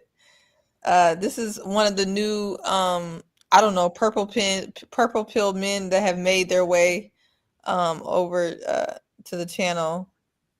Who says Kojo salute with the emoji that has the little thing coming out the head. I have no idea what that means. Maybe I'm showing my age. This, right? That's salute. Okay. Yeah. All right. You fought the good fight. These men are. Let me mute myself. No, you can stay on mute. The laughter really adds to the craziness of these comments. You fought the good fight. Oh, we went to Baghdad and back. Okay, I didn't know. We clearly heard what Seaway said and was insinuating, but she backed off of it. I'm utterly disappointed in Sean. His opinions always, in quotes, line up with Seaway and the women he might have on a skirt. Now, who says something like that? This is what they say. He somebody that wants to look under it. Exactly that. Now, if you don't like Carla, you hate women. Insanity. Crazy concept. It's hard to have a real, in quotes, discussion if women can say whatever they want and men get labeled if they disagree. I had no idea that asking a question was a label, but I learned that yesterday, that if you ask a question, you have officially labeled someone to the point where they can't even come back. It's just crazy. I hope this is the end of it. I hope Seaway doesn't quit. She's my favorite. LOL. Man, this is toxic. Sean goes, I definitely don't wear a skirt. You can disagree with our position, but respect is a must. Absolutely. Where is the respect? And I said, I'm not quitting my unpaid job, beloved. Don't you worry about that. This is the type of S. This is the type of S. It's the Seaway doesn't quit. She's my favorite after going. Right, like, and this is the problem. You want to do all that ranting and raving, talk about you labeled, woe is you, when then you talking about I'm your favorite. These dudes don't like nice. They want to sit here and go back and forth, and then they want to talk about but don't quit. What the hell's wrong with these people? Don't quit though. Well, that's just an example of the absolute nonsense that we have to deal with. And if you do actually stick up for women, then you get looped in that as well. So there you have it. They've been lucky. I've been a little too busy to read the comments. I usually, I guess it hasn't been nothing bad about me. I'm in the boat with Rhonda right now. My haters are starting to dwindle. I might have to start some spark. I might have to start. You ain't doing enough. If you ain't got no haters. I ain't doing nothing in a while. I've been a little too quiet. I'm gonna have to come back. What they say, if you ain't got no haters, you ain't doing nothing right. Right. You know what I'm saying? That's how I know I'm exactly. Doing right. That's why I need some. You know how I know I'm on the right side of history? All night. You know how I know I'm on the right side of history? If all the men are mad at my takes. If all the men are mad, I done said something right. That's how I know. If the men are upset, I'm on the right side of history. I'm okay. I'm doing all right. And Sean said they don't like our tone too. I'm coming up. Yeah, they're tone policing Sean. Sean was never tone policed until he stuck up for women. Now he's being tone policed. Usually it's just Jay and I being tone policed. And me. They tone police you? No, they tell me I tone police. Oh, they're telling you tone police. That she's a tone police. And I'm surprised nobody called me about trying to edit and take, a word out of y'all vocabulary. I'm surprised nobody said that. Wait, which word? Oh, the word that yeah, y'all decided to refrain from using on your own merit. I'm surprised because in the chat they were like, "Oh my God, we can't say that anymore." Oh, I I never definitely was. said I that. was definitely taking that out the vocabulary because I'm tired of them using it wrong. See, Seaway is the only one who has consistently gave me a definition for this A thing. But if I two-prong ask, test. yes, if I ask anybody else a definition of dusty, that thing changes with the wind, child. So I'd be like, y'all don't even be using it the way y'all supposed to use it. So, and then when it's used the way you said it's used against somebody that you like, then it can't be used. You see what I'm saying? So I'd be like, Right. That's why I asked for it. That's why I gave my definition so we can have a consistent definition. But since the definition is used for this and that, up and down, I was done using it because now people were applying it. Because I actually said when they had called the basement dweller dusty, and you remember this, Elle said, I said I don't consider him dusty. I said that from the beginning. You said that quite from the beginning, and you said it's the man hand in the woman's pocketbook. Yeah. So I gave my definition. So I just don't throw the word around. But I think now it's being thrown around to the point where people just be so excited to use the word. Yeah, it takes the umph out of it when you pass it around to people where it don't apply. It really should be used under limited circumstances. So and I'll tell you how It has far been back I've been cheapened. yeah, it's been this is how cheapened. far Dusty back used to I've been mean asking for something. this concise definition, and Seaway has been very consistent on her definition. It has been since Gill and Mirror. And y'all know I don't even watch the show. If I remember who it was about when it first started, and I kept asking them in the chat, was her name Mirror? Yeah. Mirla. Mirla. Okay. Something with that. I was on point. And y'all know I don't watch it and stuff, but I was asking, there was a lot of people on that panel that was just kept screaming Dusty, Dusty, Dusty. And I could probably agree the man probably was a little out there, you know what I'm saying? But I was like, can y'all give me an actual definition on what y'all using Dusty for? Because you got, Sinji's channel over there using it. You got this channel using it, and everybody's using it for a different purpose, just to call a man something. And I'm like, well, I don't feel comfortable with saying it because I don't understand the definition use that y'all using. You know what I'm saying? Like, so when Seaway gave me hers, I said, okay, I can see where you coming from. But everybody was just pushing the goalpost on how they use the word. You know what I'm saying? Oh, he ain't got a job, he dusty. Oh, he ain't got a car, he dusty. Oh, he got somebody else tennis shoes on, he dusty. Like, yeah, I think people are using it for calling people who are just either in a transitional period or down in that, or just, broke, calling them dusty. I think that's the broke is the word. There's actually a word for not having money, and it's broke, or lack of funds, or whatever you want to call it. The word dusty was actually came up for a reason. It's to describe something. Trey said not part 2. Ain't no part 2. Your male counterparts did too effing much. Trey just walked in. That's what Trey Trey just walked in last night. I just walked in. No, it's not no part 2, Trey. No, it's not no part 2. We were just doing a little. We ain't recapping that. We're not gonna fully recap that. They're recapping that in the comments, talking to themselves. So don't you worry. Don't you worry. Yes, Cisco. I don't use it for Cisco. See, I didn't call Cisco dusty. Yep, Chaz. Yep. That's actually a good example. We never called the women. Never dusty. Called Cisco dusty. No, he's just in a transitional period, and to me, that's very mean to call somebody in a transitional period dusty, especially when they've been vulnerable enough. They could be being manipulative, but we'll just put that aside. But right now, it appears to be vulnerable enough to be honest about their situation. He's not trying to take no money from Tay, from my understanding thus far, and so he hasn't really earned that. But we know why he has, hard finances. The divorce. The divorce can do that. Yeah. It's just, sometimes I can use a dusty for a man that got money and still be trying to take from a woman's money and stuff like that. Because there's some men out there like that too. So it's just like, but like I said, the definition, I never got a good definition on the use of it. So I just be like, I don't use the word because. Chaz said, oh, Chaz, by the way, are you going to spill any tea about why we on break? Do you know? Did you ever ask him? Why are we on a 10-year break? So I try to ask some other people, but you know, they like to play production on the background and stuff like that. So they be trying to act like, you know, we got to be Switzerland and we don't know nothing that's going on with I no need some gods and information things. because this don't make no goddamn sense. Trey said, "Why they got to be my counterparts? I don't know them." What? Wait a minute. What do you mean 3 years that Cisco has been in this position? I mean, it could be. I wouldn't be surprised. Yeah, he said he was divorced 3 years ago. He said that in the first episode. Oh, she's still getting that. She's still getting that money. Ain't matching up. She's still getting that money. She got that 401k. If they were married for a number of years, she tapped into that retirement too.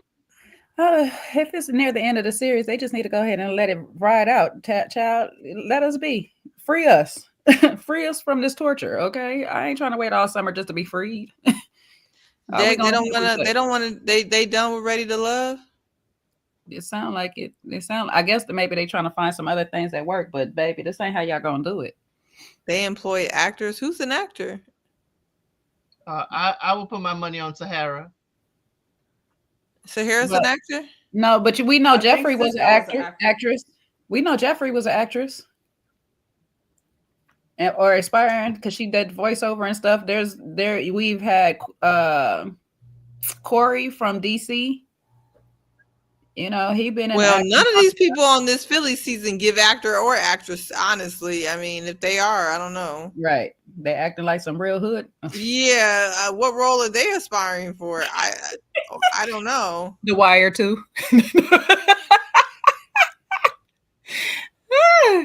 Well, technically, the DC area. Who is it? The gentleman that came on, Sean, who came in with Sin, the one who ended up with Phil at the end, the one who came in at the pool party in August. It's supposed to return in June. So by the time August comes, that's when that person come in. I'm sorry, Elsie. That took me by surprise. I'm sorry. In August. Did you just tell me shut up on the slide? Did you just? I did. I'm sorry. Do not let Chaz come in here and cause a rift between us. Too late. He did it. He did it. He did it again. This is the second time, Chaz. You must be banned. Ready and he didn't need a petrified Rose to do it. I can tell you that right now. Ready to Love Detroit's going to be a whole fool. They should just come to Chicago while they're making their way. Because clearly, I'll let y'all know, if I go to Detroit and I see my daughter's father, uncle, or anybody else, I'm not going to have a filter either.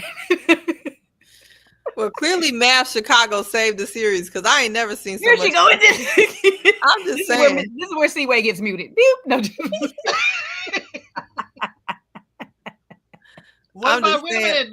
We need to have Love and Marriage Detroit. They need to come back. I never watched that. But obviously they said they ain't. I don't know. You know, Carlos King will have us on hold for 5 years. That child, I'm telling you, Kobe baby gonna be 6 and going to school by the time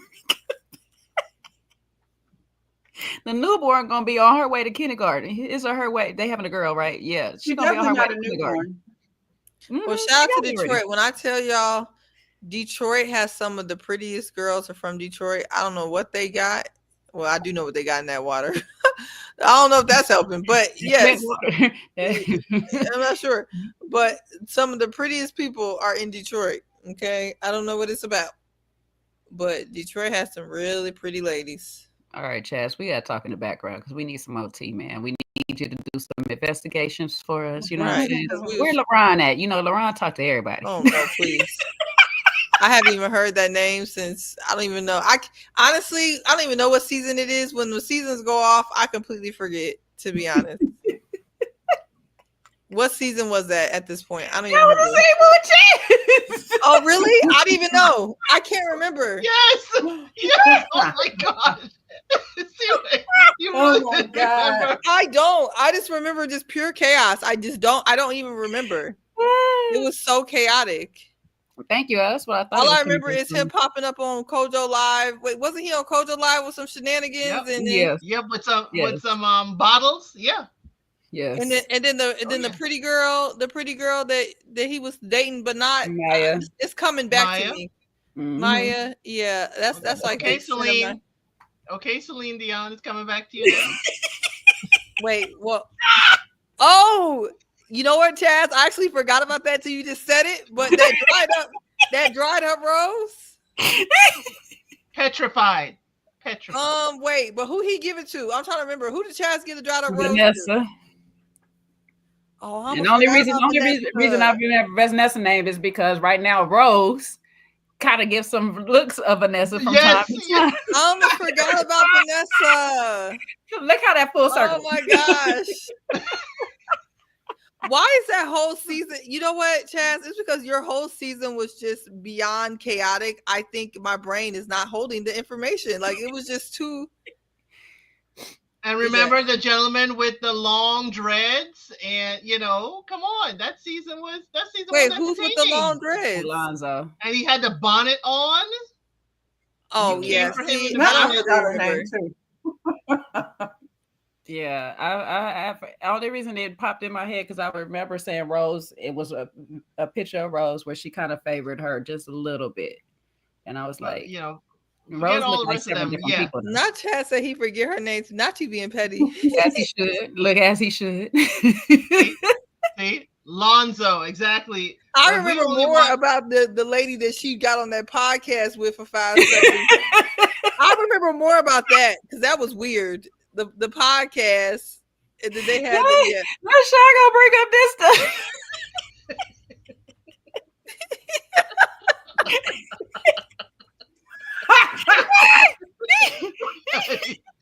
She forgot. She forgot she did it. Look, she said she gave corporate reads. That's why she forgot that. She per my last email. When I tell you, I think being a Sagittarius must come with some amnesia because I really don't be remembering, like especially if it's not personal. Like if it's not personal, I don't remember. I think being a Sagittarius come with some blacking out because I think yes, because and y'all don't remember that. Y'all said it, my grandma would always be like, I don't remember saying that. I'd be like, ma'am, but you did. You just said it 5 minutes ago. I think it's a Sagittarius trait because I don't be remembering.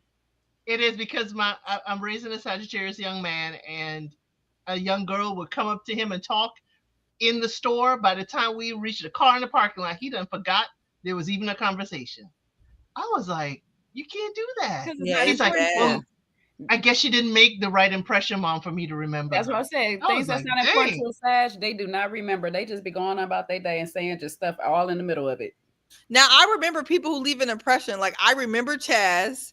I remember Mr. Sampson, right? Like, I remember individual people. I remember Laurent. I just don't know what he was doing. I don't recall what he was doing. You only remember Laurent for after the stuff. Yeah, for after the stuff.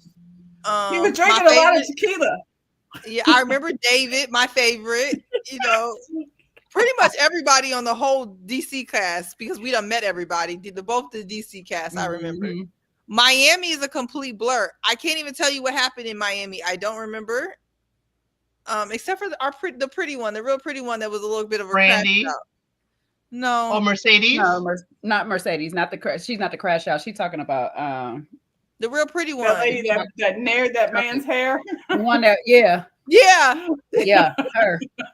You don't remember? Oh my gosh, there's Morgan so many and Tony. Yeah, that's remember. what I'm talking about. That's pretty amazing. I couldn't remember. Oh yeah, Morgan and Tony. That's what I was talking about. I remember the Jeffries. Oh, Blake. Jeffries. Why you put the S on it? The guy with that stupid hairstyle that was trying to play Jeffries, whatever his name is. Oh, he had the perm with the little ponytail, and he kept trying to squish that little bitty hair in the ponytail. Yeah, him. He was on my nerves. Andre, you don't remember Blake? I remember Blake, but the guys cared more about Blake than I did. I mean, how about Blue? Blue went all the way to federal prison. Yeah, I don't even remember Blue. If it wasn't for that, we would never remember Blue Child and his PPP loans. Blue did not make much of an impression on the show. No disrespect to that man, but he really didn't. It was more about the PPP loans of it all at the end. That's the most I remember Blue because of the loans, and he had a nightclub, and that got him the loans. And he took Tommy and them fishing off the side of the pier. See, I don't remember none of that. I don't remember that. Oh wow. Okay. I'm trying to tell you, the only reason I remember he got nightclubs is because of PPP loans, and that he was driving around a Mercedes when they caught him, or something like that. Yeah. Shanice. Shanice was the light skin. Wasn't it the guy, the one that was friends with the older lady with the wrap dresses, the one that kept on wearing the wrap dresses? I think she was on Chaz's season. I think it's Chaz. Lady is in this season with the wrap dresses. No, it's another lady who had wrap dresses that was on Chaz's season, wasn't she? And she had the friend that was very put together who got yelled at. She got wrap dresses. I'm vaguely remembering. Vaguely remembering. Help me out. Y'all know it's okay. So one was yelled at out of nowhere. Who she was yelled at by? Is that what season am I even talking? All these seasons blur together. You talking about Miami? That was a lot. That was Big Zoe. That and Shanice. No, that's was she talking about the No, Nigerian. Are you talking about when they went to New Orleans? No, the young lady with the natural hair that had to crash out at the reunion. No. I'm talking about who Nigerian Chris yelled at, and then she had a friend.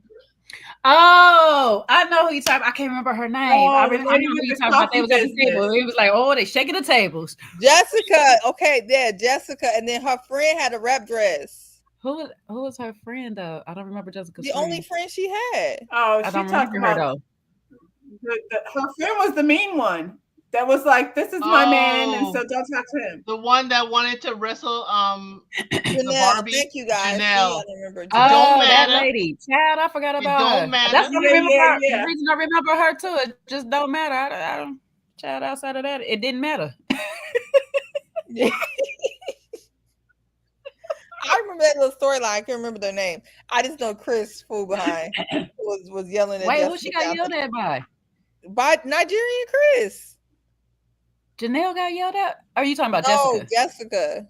Oh, okay. I was like, yeah, okay. I got you now. Yeah, I remember Janelle was going after Katarina. That's who Janelle was fighting with off air. Katarina. Is that her name? Mm-hmm. Yeah. She pulled up at her house. Yeah. I'm downstairs. Come out. Come out. Cuss out Chris at the eliminate. Yeah.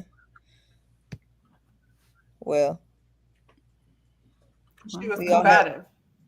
Well, we're all vacation buddies now, so we have to plan our next vacation whenever we all get out the country again. Yeah. It's not the getting out; it's the coming back in that's a little tricky. Why is it, man? I don't know. Ain't that your season, Chris? Chaz? Ain't that your season? That's a different season. Did you ask him? Different season. I don't think Chris wasn't on the same with Chaz. I can't keep up with these seasons. He wasn't on the same season? He was on the season before. He was on the season with Aries. Yeah, with Aries. Chaz and them was a season right after. So they had, you know how they be having two most of the time. So they so that's why I'm getting confused. And thank you, April Love. April Love says, first time catching a ladies panel on Jay's channel. Happy Friday. Child, where you been, child? Because we be ladies paneling it up like almost every Friday, baby. Last Friday we didn't have one. But yeah, we here like every Friday. We usually here right after Ready to Love. But, we went a little bit earlier today because we ain't got nothing else to do. We ain't got nothing to watch. So we here talking about the mess. I was watching the March Madness games. And Vandy the women done messed up my effing bracket, so I'm done with basketball for the evening. They really pissed me off. Your parlays is off. I mean, I'm like, and I was really excited for them. They really messed up my god dog bracket. My men's bracket, mind you, I haven't watched a single men's college basketball game this entire season, not one, because I'm just not interested in the men's college basketball. And my bracket is darn near perfect. I have like one error. And my women's bracket is the one that's effed up. I'm usually sad during the season. When I first started, not so corporate. When I first started, I had my mentor. He used to be all about March Madness. Everybody's mailbox or desk had brackets on it. He used to collect it. He used to do just bragging rights in the office. When he passed away, I just stopped. Because it don't feel like the same. Exactly. Don't feel like the same. I associated with him. So every time it's a sad, but I have great memories of him. So it'll be like, oh, March Madness. I'll have a nice conversation Y'all with should him. have carried it on for him. He really would have liked it. As a person who does business, he would have liked it. I left too. I left before he passed away. He was still my mentor, but I left before he passed away, and they just didn't. But he's wonderful. He actually, we were that close. He had willed his. He was a dapper man. He had willed his cufflinks and all of his male accessories to my children. Oh, he sounds wonderful. He was wonderful. He was a Gemini, though. He was a fiery Gemini. We used to butt heads, but I'd be cool. I'd be work together. I'm cool with the Geminis. No, I don't do the FanDuel. We just collect people money, and then we just do the like the different bracket. We do the different groups on ESPN or whatever. So I'm in one of, yeah, you hear my announcement. I'm in one of the girls groups, and then I'm not in a guys bracket tournament this year. No one hit me up. People usually hit me up, but nobody hit me up this year, so it is what it is. Ain't nobody paying attention to that, though. Well, I guess somebody is, but I'm not. All right, I ain't gonna even hold y'all. I'm gonna be like Jess right now and tell y'all the truth. I need to find some food before I gotta go into my next shift. Okay, since I'm a working girl again, you know what I'm saying. I can't. Yeah, you want to work tonight? Yes, I still got Friday nights, baby girl. I still do my Friday nights because I'm off on Saturday, so I'm good. So I do my Friday nights. But next Friday I should be off. Hopefully, I don't know yet, but I'll see. I should be off, so we could parlay and play a lot longer and stuff on here before I have to even worry about going to work. But excuse me. Well, it was a good comment. Hold on, read April. She said my sister's at a tournament and she has no clue where she was at or who was playing. It'd be like that sometimes, child. Tell your sister to follow my TikTok. I'm gonna keep her up to date on all the different teams. Okay. Dang, Jay. That's too bad you got to go in. We was having a good little combo. We were having a good combo, and I kind of like need some food or whatever. But you know what? I can go put y'all on. I could go for a second and just put y'all in the background. And I mean, y'all can continue talking. I'll just be off screen. Go find me something to eat real quick. Or whatnot. I don't know what else we're gonna talk about unless we're gonna keep talking about dismantling the patriarchy. I'm not sure if else I want to talk about. No, thank you. But I had enough of this shit. No, thank you. You don't want to talk about dismantling the patriarchy. You could try to dismantle it one crumb at a time, and guess what? It'll still be a wall built. Elsie says she benefiting off the patriarchy. To hell with you. I've been feeding off the patriarchy. I have been using. She ain't trying to dismantle it. I have been feeding off upholding it one tick at a time. I have been using the patriarchy and using the men who utilize the patriarchy. I've learned how to, willy-nilly through that patriarchy. How does even the patriarchy have dark arts involved? You guys, y'all be like, oh yes, it does. Because you know what, the patriarchy is quite simple though, and once you put it in quite simple, it's quite interesting to play around in. Well, you need to do a TED talk on how to manipulate the patriarchy if we're not able to break it down one crumb at a time. So that would be a really interesting talk. For those that still have a George Foreman grill, go ahead and pull that bad boy out one time. Rest in peace. I don't even know what happened to mine. He was like, I don't know what happened to mine. Yeah. Well, chat, if you guys had another topic you wanted to bring up while Jay goes get something to eat, if not, I guess we can wrap it up. I'm here all day. I ain't watching the UCLA game. I ain't watching no more basketball. Your bracket is done, so you're here all day. Look, when I tell you Vanderbilt done piss me off so bad, I am not watching any more basketball for the rest of the evening. I'm done. So they really played in everybody's face. Well, one of the ways I did see that mentor I told you about, I kind of sat at the feet and just looked and listened at him navigating, and there was one powerful woman that was navigating it too. So I just sat at the feet and just looked and listened, and then I would use pieces of what he used to figure out how much I can delve into that and use it to my benefit.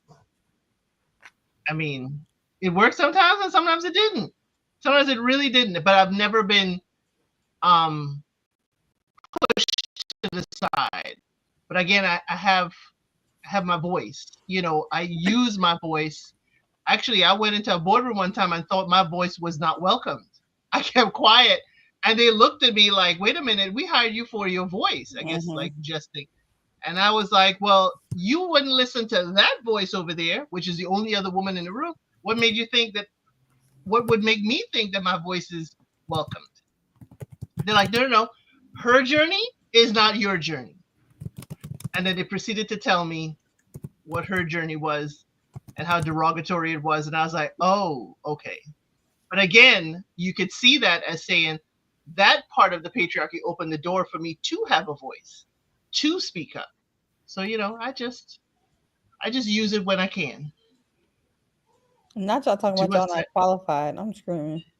Doing a segment on marriage. We can, I mean, it could be on multiple. I mean, I don't even have to be married to talk about marriage. But what were you thinking, Chaz? Because I'm on my second round, so I'm on my another round. Shameless plug. Expert. Right, you need to do a second. You didn't get a man to marry you not once but twice. Okay, period. That's hard to do. Girl, I was running. I'm not even interested. I mean, I could be a spectator. I can tell y'all how to avoid being married and get proposed to, though. Look, that's definitely Jay, because Jay could have been married by 5 times by now. Jay on the run. Jay is the N word. Jay's the YN.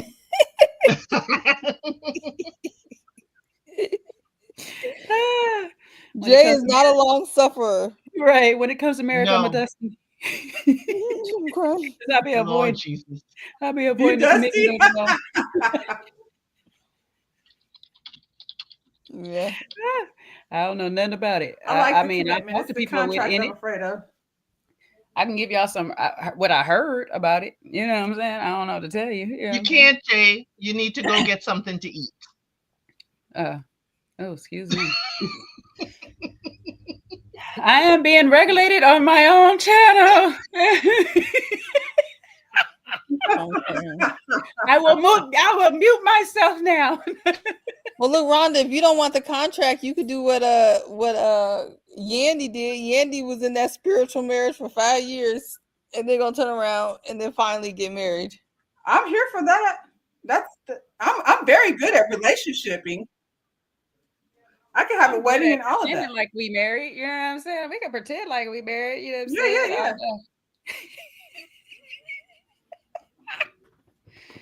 You can say we married, but I'm not. You could be married. Yeah, I think there's something about that certificate going to that recording office that make it hit a little different. I don't know. when that certificate goes and gets recorded, you be like, oh. But I ain't mad at Yandy for doing that. I ain't mad at her. Yeah, because when it gets recorded, there ain't no undoing. Only way out look at is through that man. Thing with Jennifer from Basketball Wives and her husband Christian, they had that fabulous wedding in Paris. Well, you know what? But they never were married until they went to Vegas. That was Jennifer's dumb fault. She wanted that man. So there's that. See what I'm saying? That'd be my problem, because then I'll be like, "Yeah, he's great," and then it's like paperwork, and he's not. But then all of a sudden, y'all go to Vegas and y'all do a quickie wedding in Vegas after this Paris wedding. I mean, I gotta get married to God first.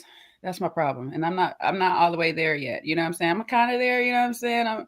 I'm still waiting on my ring. Yeah, when God gives me a ring, then I can talk to another man. You know what I'm saying? But right now, I can't. Yeah, still working on that relationship. Okay. We're on a ring from God. I didn't follow that path, Jay. I didn't follow that path. Yeah, it's called a halo. How you date multiple? I date multiple. And God just happened to be one of them. Yeah, I can date multiple, but you know what I'm saying? I have not committed to God. So it's far hard for me to commit to a man. You know what I'm saying? Like, now here's the thing that happened today. And, you say that past tense, Chaz. Sorry, Elsie. Don't. Yeah, no. I hushed you again. I silenced you again. Yeah. See, Jess, that's how you silence him. You just jump right in like. Jump right in. No, I was messing with Chaz with the I know. piece of it all. And that's why I'm fine with being silenced, because if you're messing with Chaz, that's perfectly acceptable. So what happened today? Don't, as I say, don't tell Mr. Elsid. He'll watch this later. Mr. Elsid was coming home, and about 20 minutes away, he broke down. And I'm home, and I'm like, oh my God. He calls, and he's like, hey, I think something was wrong with the vehicle. He's like, I think I'm out of gas, but my gauge is off. And I'm like, okay. He's like, well, come get me, and then you could take me to the gas station. I'm like, why would I do that? Why don't I just get gas and get to you? He's like, no, you can just come get me. Of course, I didn't listen. So I just went to the gas station, got gas enough to give him, at least a quarter tank. And he's like, why are you pulling up? I said, here's your gas. Let's go. In surprising things, he is so, in his past, used to someone or his lady not even going to the gas station and pumping their own gas. So me going and bringing the gas was mind-blowing. And I'm like, Jesus, we haven't been married long enough for you to realize I ain't going to sit on the sideline? Whew. But that was my right before this live. I got home like 30 minutes right before. And I was home relaxing. Huh? I don't mind getting gas. Right. But there's a lot of things I guess I do that people will put in a, you doing too much category. I don't care. I would ask for something to be on the honey-do list. And if after a couple times I ask, it isn't done, sometimes I would go do it. Yeah, I think it's normal. Most men don't want you going out your way like that, but I'm sure it's appreciated if you do. So, well, they don't want you going out your way, filling up a whole gas keg and then coming, it's a whole lot, but I'm sure it's always appreciated. But for me, you're on the side of the road. As your helpmate is to get you off that side of the road as quickly as possible. As quick as possible. Yeah, that makes sense. And we're talking about southern roads where the exits are very long. They are miles apart. So why would I go around to get to you to go around again? It don't make sense. Y'all mess around, get hurt trying to pull up on the side of the road, doing all that stuff. Yeah, the quicker you get off them country roads, the better.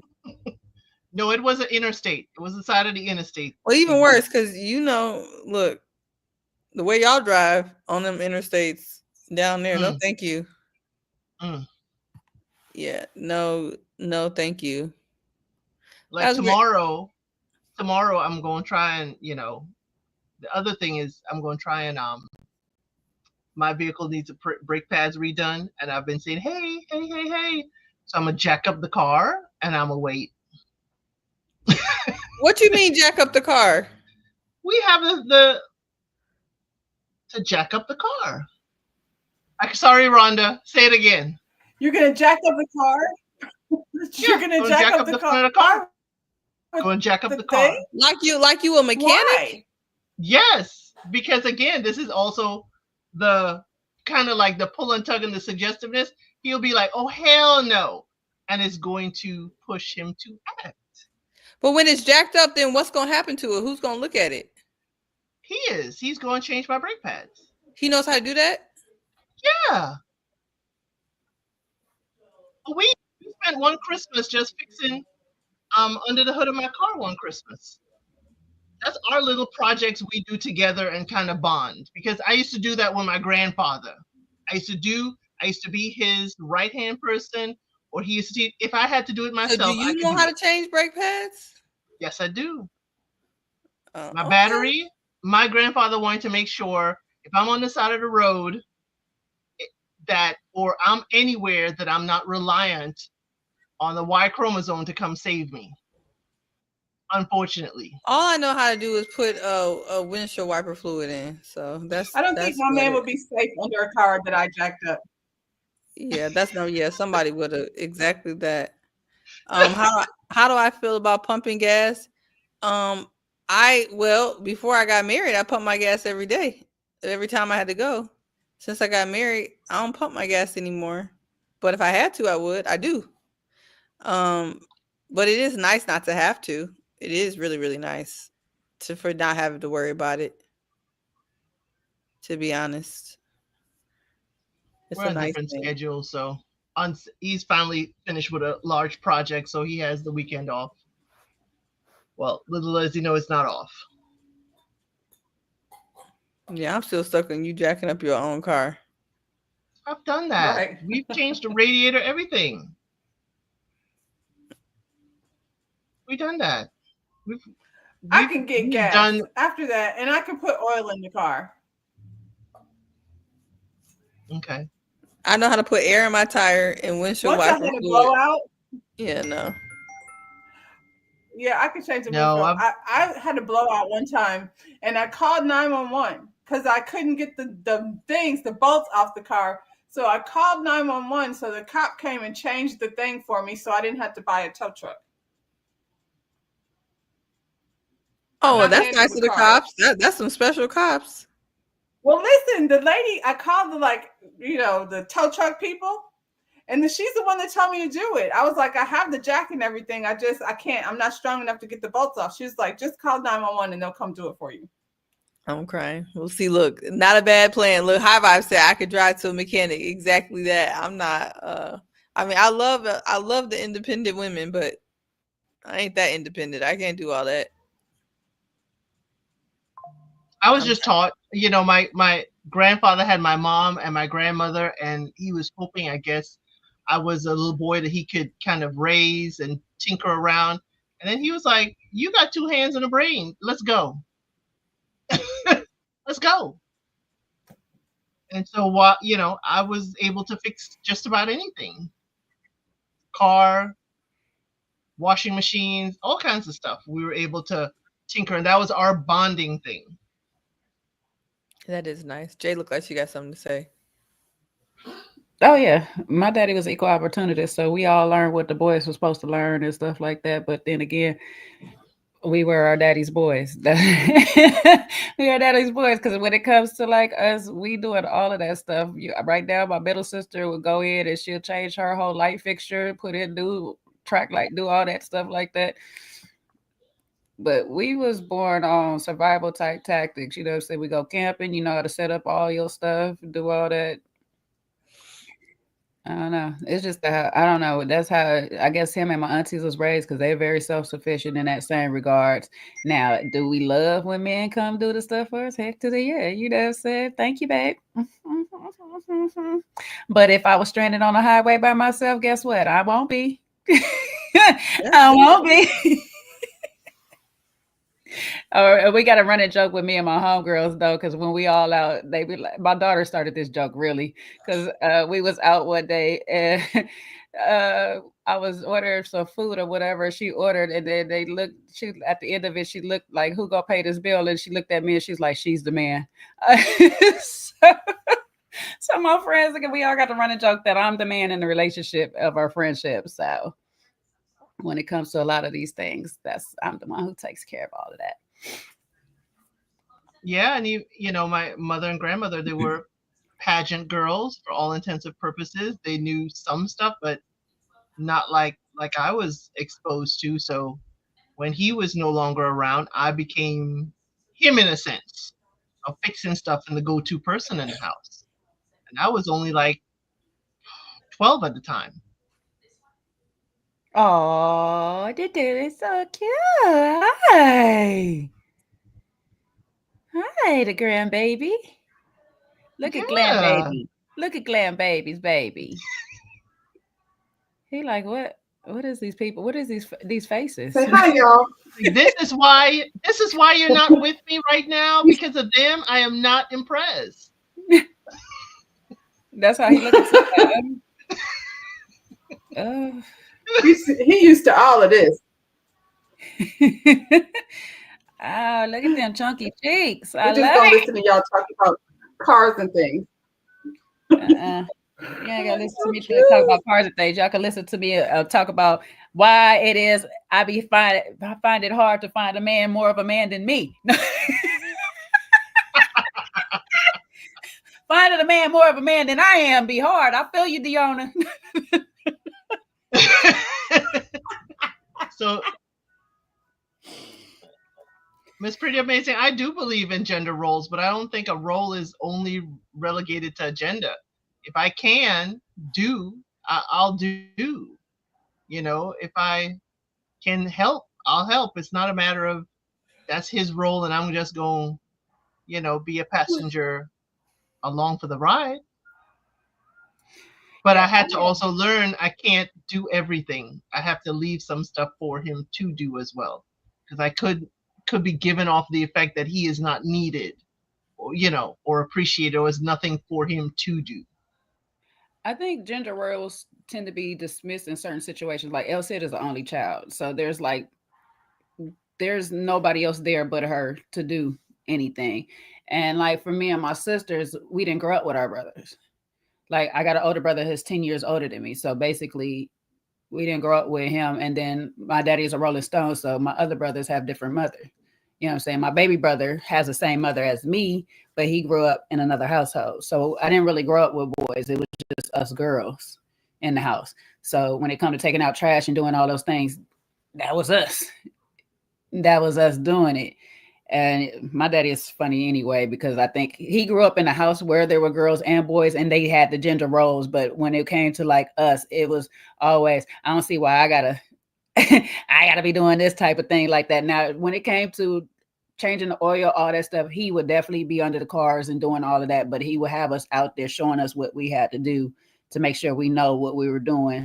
So we won't have to be in a man's favor all the time, because sometimes putting yourself in a man's favor, men start to have expectations and they just start thinking, oh, because I did this for you, you know what I'm saying? You got to do this. And I don't like being in that position. I don't like.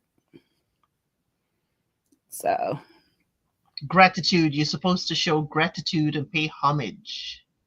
Here's that $20. Now go on about your way, sir. Thank you. You know, it's a case of I want you, but I may not necessarily need you for this particular task. Then you start to find out some men ain't good at things either. We both sitting outside, can't change the tire. What the hell? Girl, or if you do something better than them, and that is what truly endeared me to my husband, is that he tried to tinker and fix something and he couldn't get it done. And then I went and I fixed it. He was more amazed than resentful. And I've been in the company of a man who is resentful of the fact that I was able to do something he could not do. Like, I'm not a big bug person, but I don't need both of us running and screaming from the bug. You know what I'm saying? Like, one of us got to save us. One of us got to save us. So I don't know. It'd be like, I just be like, all right.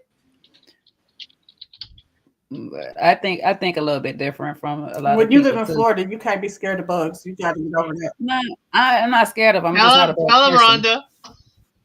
Right. I'm just not a bug person. I'm not scared of, I told you, I go camping and all that stuff. I'm just not a bug person. I don't like, you get to fly too close to me. I got boundaries. You know what I'm saying? Like, my biggest thing is I don't like spiders. Now, I'm weird like this. I would do all the research on the spider just because I don't like them or whatever. And I have my reason. I've been bit by one before too. That's a whole nother thing.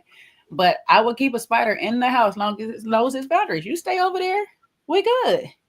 I keep a daddy long legs because I know they fangs can't penetrate our skin, though they the most poisonous, but they're very territorial. So I know other spiders don't be in the area where they at. So I keep them.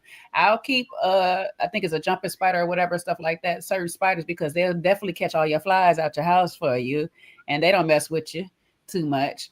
But a black widow, a recluse, all of them, y'all got to go. Y'all got to go. You know what I'm saying? Hell, I'll keep a tarantula because he gonna at least warn me before he decided to attack me. Now, that Australian one, that he got to go. He got to go.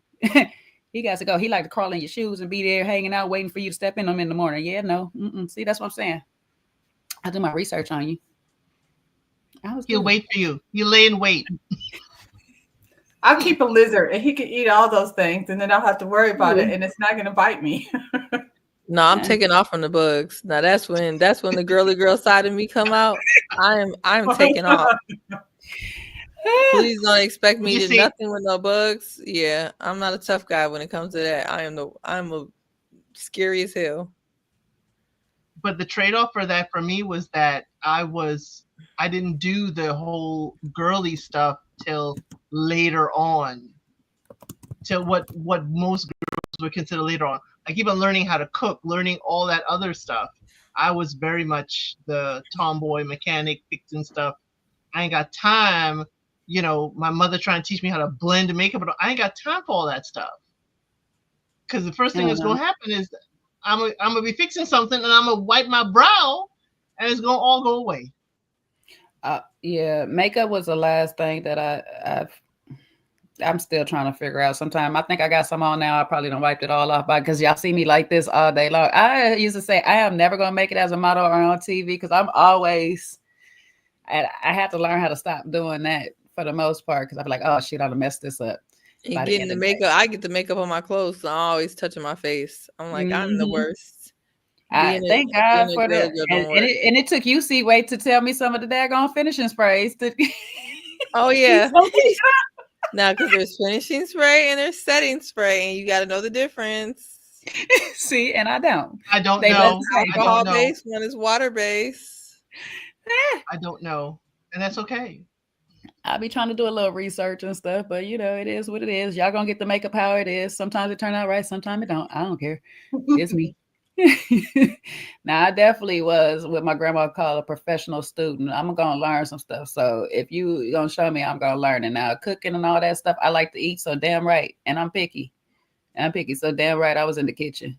Like, I'm about to learn how to make me something to eat for sure. Now, it's pretty amazing. Girl, now, you know I don't cook. That must be towards El Cid and Rhonda, because I don't cook. I do. Yeah, she don't cook and she cleans, but she cleans and she'll tell you how she got her ring. Yeah. That's hilarious. Too funny. Too funny. But I do know how. I mean, I do know how. I don't like to. Yes, shot. I end up having to get it though. I had to chase it down with a whole canister. Don beat the hell out of me that day. I was so annoyed. You do know you can a canister of what? I don't know what I was spraying, but it just kept running. We were spraying bleach at it. I don't know. We found something in the bathroom. We was in an Airbnb. You need to get something. Yeah, soapy. Find something soapy and make some water and spray it on it.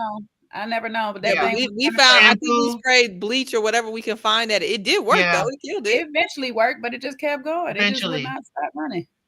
If you do something soapy, it will adhere and stick to them, and it will. Well, that's all I know is running full them speed quickly. C-Way's bag, and I had to make it stop, child. Whatever it did, I had to make it stop because it was running full speed. I was screaming. I don't play about bugs, especially not them big Georgia bugs. I had flashbacks when I had to deal with Georgia bugs. Yep, almost every day. Sometimes, you know, I'll if I do make something, I'll try to make it work for a couple of days. But yeah, almost every day. Right now, Mr. Elsid is on his own diet journey. He's doing some kind of, you know, health something on the side. So I'm not required to cook. My children are grown. The youngest is 18. I don't know what it is. He's explained it, and I'm half listening. All I know is I don't need to prepare meals for you, that you are on your own, and I'm happy with that. So like, I just tell my children when I'm going to order food, boys, my eldest, he'll go anywhere and eat with me. He will eat just about anything. And like, let's try this place. My youngest, no. My Sag, no. My Sag needs structure. No, mom. No, mom. You know, we don't know that restaurant, and I don't want a chance that I may not like it. Look, because you do got to make sure you like it. But I took a risk today on some Thai food, and it was absolutely amazing. I love good Thai. I love to switch it up. Oh, ain't there nothing better than you take a risk and it turn out right? Oh yeah, but my husband can cook. He cooks like really good. He likes to cook, I think. You like to cook? Yeah, he likes to cook. I want to make sure. I'm just making sure I ain't putting this burden on you, am I? Yeah. No, I don't After like how to. many years you finally asked the question? Well, you know, some Okay, people are good at Jazz, we things can and they have a don't little necessarily cook-off, like okay? to. We So. can have a little cook-off since you like, because those are my favorite dishes to cook too, okay? But y'all, there's a lot of men be? who like to cook. If you don't like to cook, find a man who likes to cook. That's what I'm saying. That's where I got it from. My daddy was the cook in the house. And my grandpa was a cook, was the only one who cooked. So there's plenty of people men who like to cook. You need a bread pudding recipe? My sons, I'm raising my sons to be somebody's husband. They can cook. They can cook very well. It's just the Sag is very particular. He only likes to cook a certain genre of food right now. See, April, you're perfect for a man who don't like to cook. That's the best thing about life. There's always somebody for everybody. So April can't be with a man who want to be all up in the kitchen taking up space. Now how about it depends on what kind of bread pudding recipe you want, because there's different kinds and stuff. So I don't know. It depends on how you like your bread pudding. There's Southern, there's Belizean style, there's different types of bread pudding. You know, you got the other people's bread pudding, which I don't know. You know, with some rum in it, you know what I'm saying? But I'll tell you the trick though, is I personally like to soak my bread real good or whatever. My bread pudding I say, if you're gonna make a bread pudding and you still want the shape of the bread still in there, you cut you some bigger chunks, a little bigger chunks, and some stale bread. French bread is always great for it. Brioche bread is perfect. Croissants is great for it. Very you need to explain how baking and cooking are two different things. Oh yes, two different things. I can cook, but every time I try to bake some, it'd be an absolutely disaster. So cooking is from the heart. Baking is a formula. Right. Baking is definitely. I'm bad at science, so maybe that makes sense. See, Sean just. Well, that's wonderful, Jay. You've explained it because my youngest, the baby, he is the phenomenal baker in the house. Yet my eldest is a wonderful. Is he good at science and or anything or no? Yeah. Anything with precise plan, recipe, something that gives structure and order. Yes. Mm-hmm. Yes. He will read a recipe down. Most people don't realize all y'all things that go wrong in baking is before you even put it in the oven. Is everything you have to be because when I did my peach cobbler and took more time, it was a lot better than when I do it how I do everything that I be doing. I just go with the flow, and it did not work for my peach cobbler. Well, I go with the flow with my cakes and it works, but it's a simple recipe and I just add stuff to it. I add fluff. Some people just have a natural touch too, like that. You know what I'm saying? It's like gardening. But what I cannot do, what I cannot bake from scratch for the life of me, I've been trying. Mr. El Cid said about his mama she made the best sweet potato biscuits. I cannot make that to save my life. Mm-mm. Sweet potatoes are hard. Once you master that technique, that's how it came out, like a hot. It's a hard property because it's like sweet potato so finicky when it comes to it. It sounds like it should work out real easy because sweet potato pie is like so easy really to make. But when it comes to making sweet potato bread and all that, like it gets so hard because it's a heavy substance. It's not very dense. It's a very heavy substance that goes into it. So if you don't have all the right properties, your stuff come out hard, heavy, and it sinks. If you're making like a bread, it don't cook all the way properly. Like I've had recipes that I know work.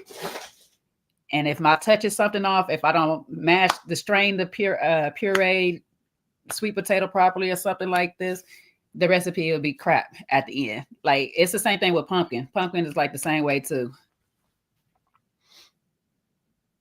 Yeah, they're in the same family. I almost feel like I need to dehydrate the daggone sweet potato and make it into a powder in order to use it. I'm sorry. I have a dehydrator. I do a whole bunch of stuff. It might be almost better to make it into a flour for you and stuff like that and do it that way. Substitute some of the flour out of it and do it that way. Or a lot of people, what they tend to do is use the paste. Like they'll go get the compound or a paste where it has all the flavor up in it and just add their recipe in that at the end. It's not the same, but that's not going to work. Yeah, it's not going to work for my husband that's on the diet thing. It's not going to work because I have to use, special flour, like cassava flour and stuff like that. he don't like them paste in the jars. He's, holistic with stuff like that. Mm-hmm. How did we get here? You wanted the extra topic. We talk about. No, I remember. We talked about marriage and we filtered. Pretty amazing asked us, "Do we cook?" I was just trying to figure out how the hell we got here. I get it. I remember now. We were asked a question about cooking because I'm like, how did we get to this? Yeah, Sean know how to cook, y'all. So y'all know y'all want a man that can cook because you don't want to do it. Sean know how to cook. Well, you be seeing his dishes now. We ain't tasting them, but they look real yummy.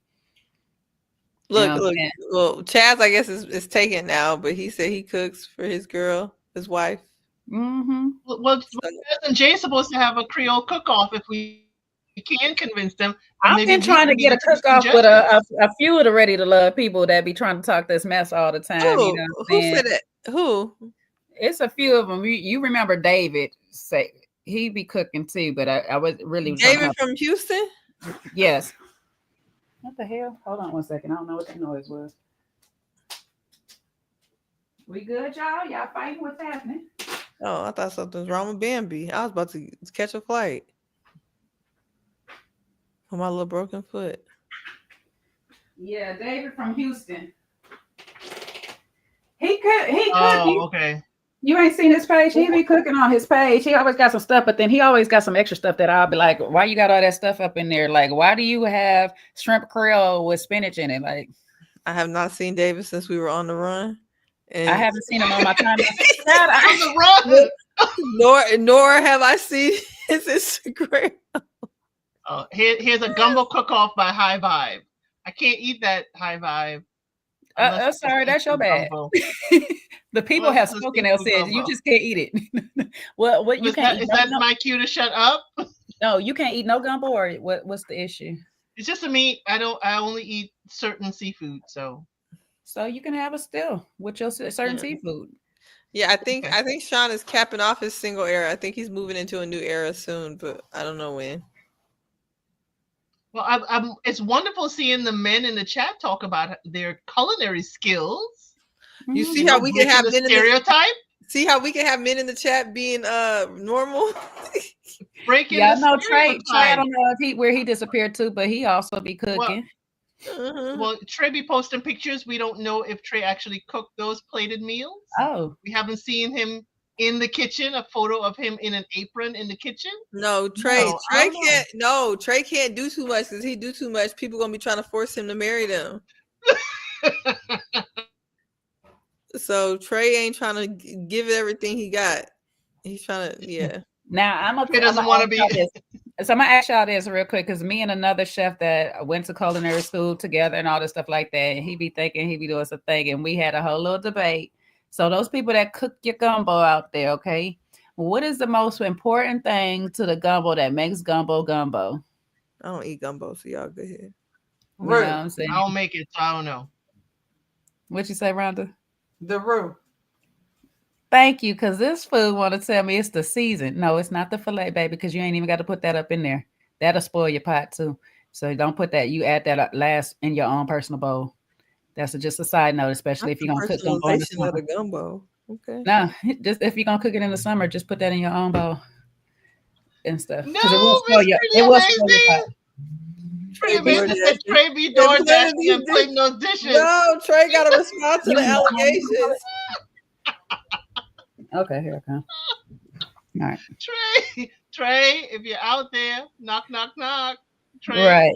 Thank you, Chaz, because I had a whole argument. He kept trying to tell me it was a seasoning and all this stuff like that. I don't care how much you season your water. That's just soup at that point. You know what I'm saying? If that roux ain't right, that roux ain't right, it ain't gumbo, baby. I'm going to let you know now. And if you dare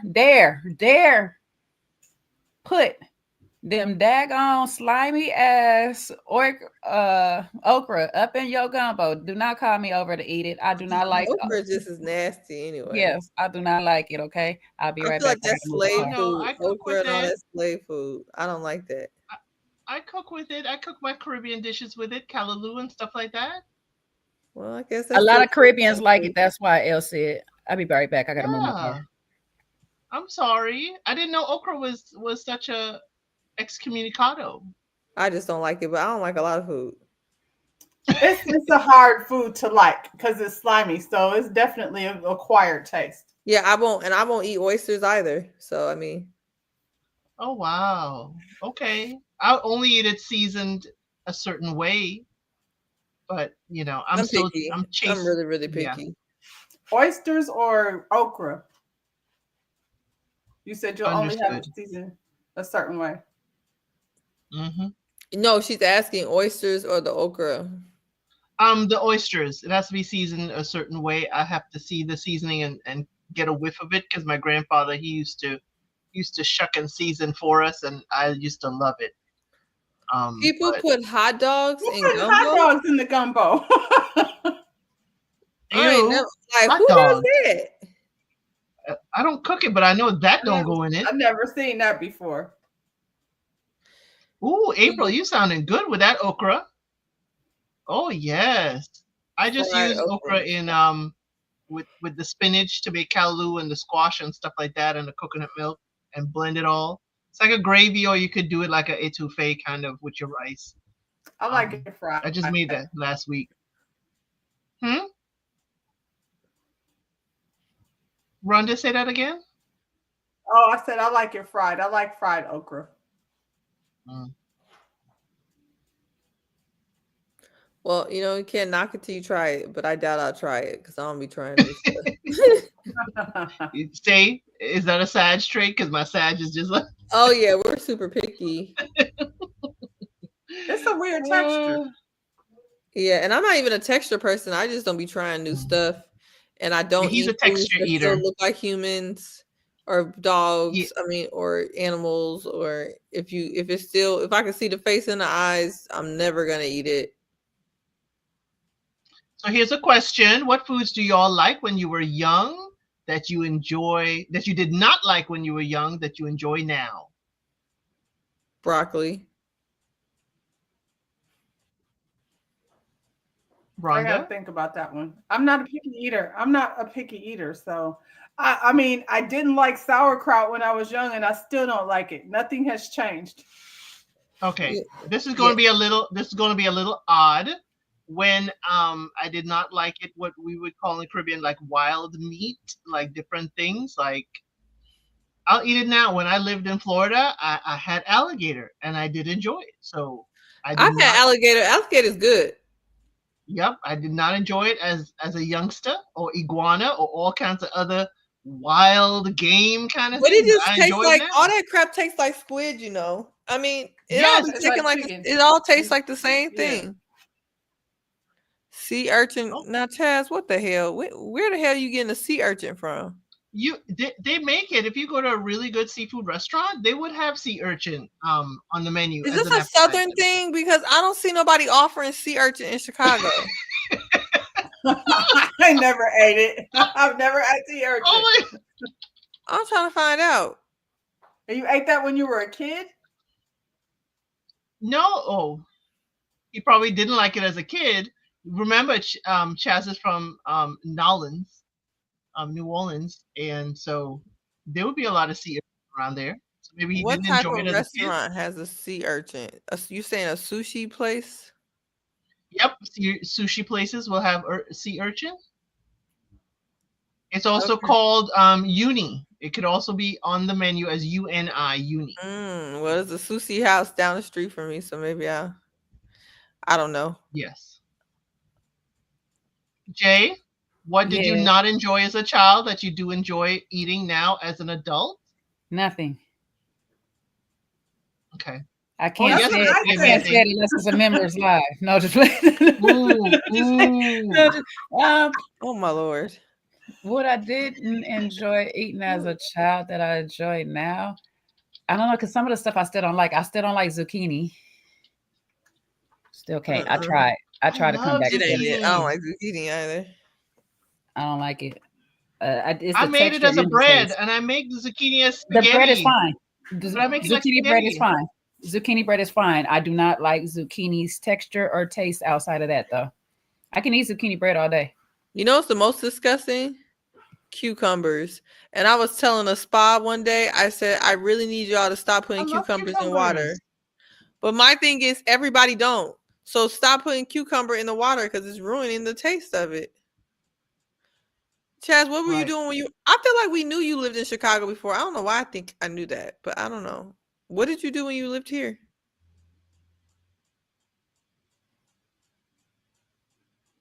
I feel like people be passing through the best city in the world and then they be leaving.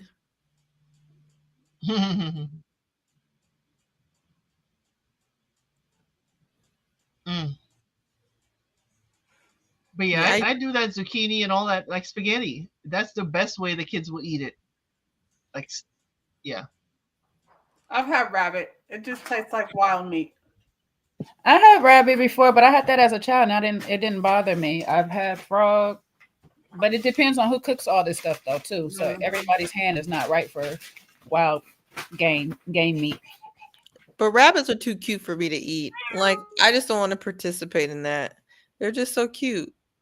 Well, I see what it looked like before I ate it. You sound like Mr. Elsie. I was gonna say they cute, but if you know how evil them little things really be, you get your pet rabbit and you'll find out them little things be mean. Okay, Chad. See, that's real mean. Scratch you, bite you.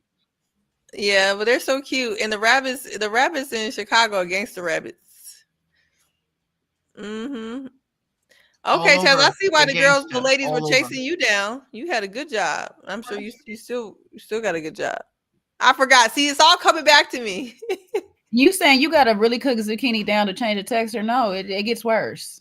I don't like the mushy texture and stuff. Ugh.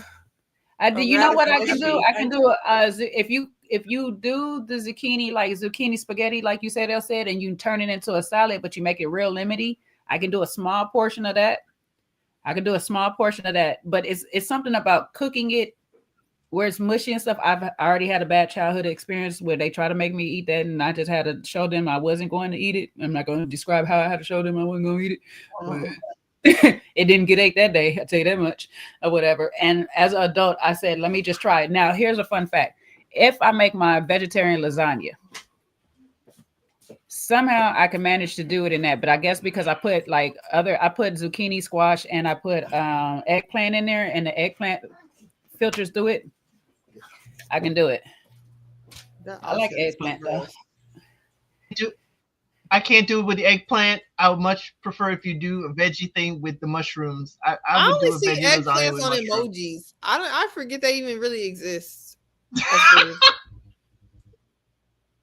They really only live on the phone. It's in pasta. It's in lasagna. But it's on lasagna. I don't know. How I like eggplant is eggplant parmesan the most. That's the most. Like I don't eat it generally by itself, but I like that when you do that whole crust on it and do it like that. I like it like that.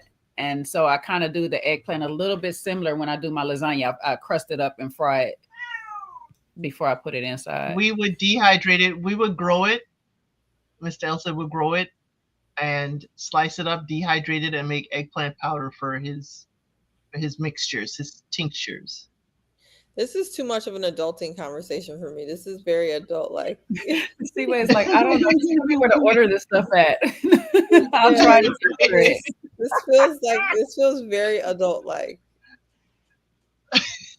I don't like it. Well, welcome to 40s conversations. Is that what it is? I don't know, Seaway, because I just got here. Oh, you're like, look. I just got here. I don't know. I'm like, is this what y'all sit around and talk about? No, child, I've been here. I think I'll be still having 30s conversations. I don't know what the hell. I'm trying to figure out what 30s conversations even are. We're just look, the millennials. We're in a troubled spot. We don't know what we want to do. We don't know if we want to be grown and have these conversations. We don't want to. We want to be with the Gen Z and doing whatever they do. I'm about to say pop, lock, and drop it. That's again showing my age. That is not what Gen Z is doing. They're gonna be like, what is pop, lock, and drop it? You're standing back up, but you're no longer popping it. You're no longer dropping it. You're standing tall. Pop, lock, and drop it. They don't know nothing about that song. Pop, lock, and drop it used to go crazy. If I drop it, it's no pop. That's for darn sure. Exactly. Because see, people don't know that pop, lock, and drop it was hard even when you was young. Do not try to pop, lock, and drop it right now. You be over here talking about. I was probably my for back. the end when you was pop locking and dropping. Oh, my back. Oh, my back. You gotta warm up. You gotta warm up these days. You gotta stretch. People said pop, tick, and snap. What does Easton say? You gotta stretch before you reach. Oh, I love what he said. Legally blind to bend and snap. I bent and I'm snapped. Don't summon. And we learned. They were telling us as a kid to snap, crackle, and pop. They were preparing us. That pop, lock, and drop, and people will not get back up after they dropped it. People, I am no longer making more of a fan of lean back. I was like, I could do that. Okay, not at all.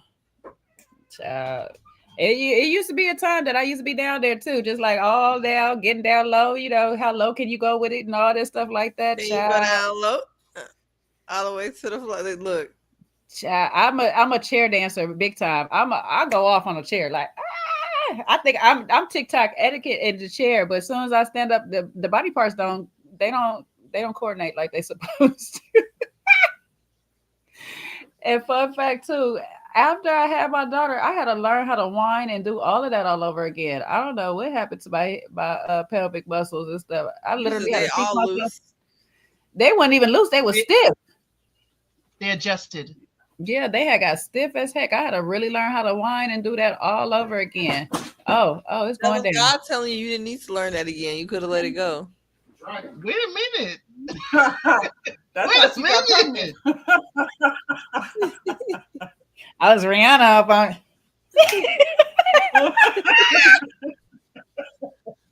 She said, "I ain't letting it go. We finna get back. I'm gonna get this back." Just like them Kegels is gonna get everything back right. I'm gonna learn this way. I'm gonna get this wine back. Don't worry about it. Don't worry about it. This is just a pause. I'm trying to be like Sierra. Look, I'm trying to be like Sarah. What you talking about? No, her body tired. Sarah's still over here dropping it low on people. That's why she got all these babies now. He's trying to put another one. If he ain't did it already, he's trying to put another one in already. Not let it down easy like it's warm. No, Mark, no. What type of senior citizen statement? Mark, how you buy your way over here? You come over here with the foolishness. Go on, make yourself home, Mark. You home now, brother. I'm telling you. Go hit this subscribe button. This is what got him out the bushes. This got him out the bushes. Movement. Over here trying to be Rihanna, and I'm looking more like J-Lo on the mic, not dancing on the mic. It's tragic, y'all. Very tragic. J-Lo on the mic is definitely tragic. No lies told. No lies told. What we talking about? J-Lo on the mic is tragic. Oh.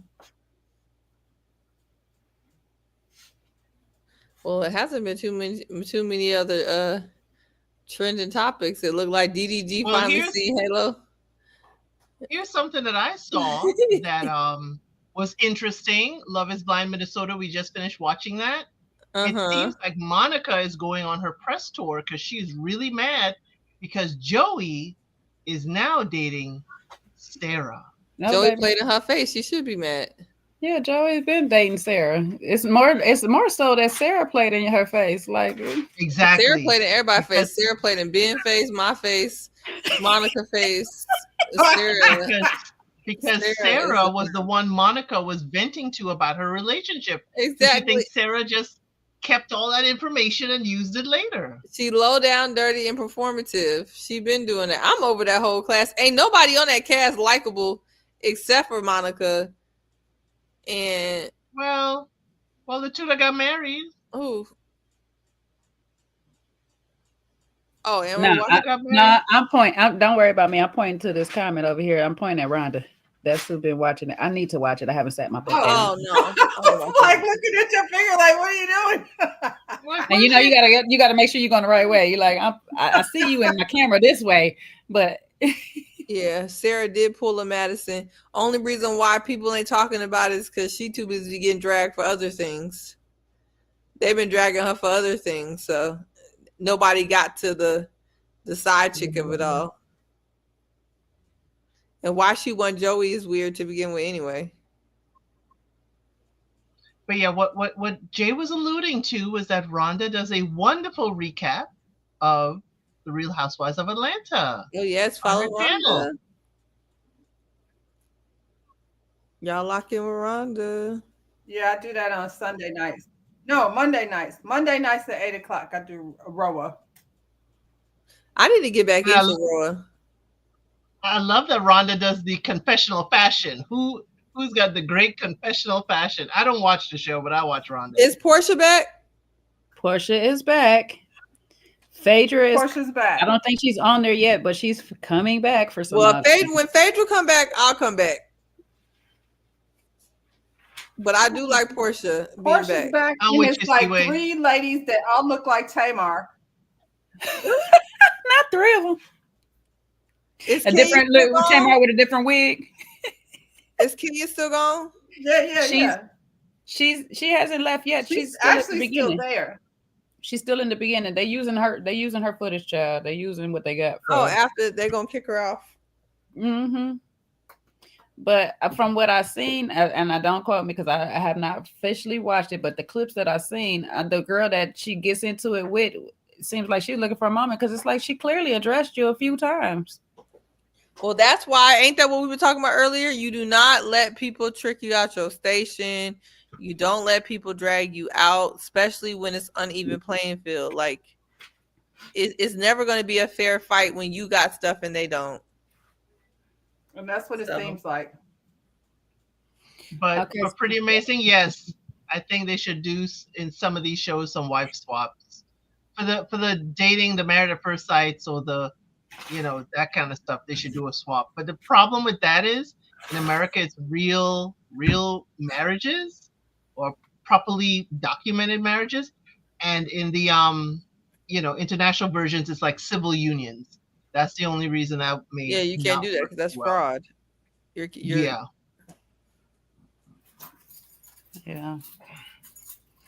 I don't know. They should do trial marriages where it's not really married. High Vibe. You can watch Married at First Sight Australia by searching it. Look how on old YouTube. Okay, explain this to me, y'all, because y'all watch Mavs. So Mavs, they got I do date at the end, right? Or decision date. Decision date. Yeah. It's just so they're already married.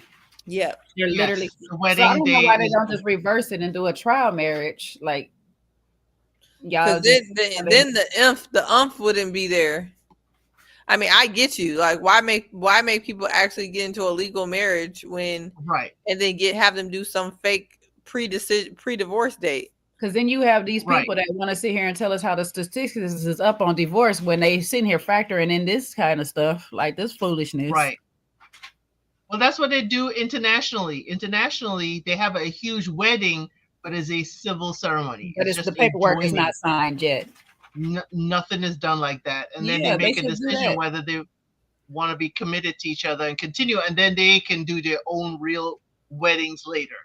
But you know what? This is the fun fact about America too, because they make more money off their divorce than they do off you getting married. So there's that. It would be the ultimatum pretty much if they don't get married. That's pretty much what it would be. I guess it would be, but I mean they I don't know. The international ones, Married at First Sight, is more fun because of that aspect. And they don't really do a full wife swap or partner swap. It's like you go to the other person and you stay with them for like 3 days, but y'all kind of help each other navigate within your own marriages. Now, some people take it as I've changed partners, but it's only for a few days. But they could do a swap. There are a few people in Australia right now I'd like to swap. But all I got to say to y'all, Love is Blind Sweden is good messy. I love it.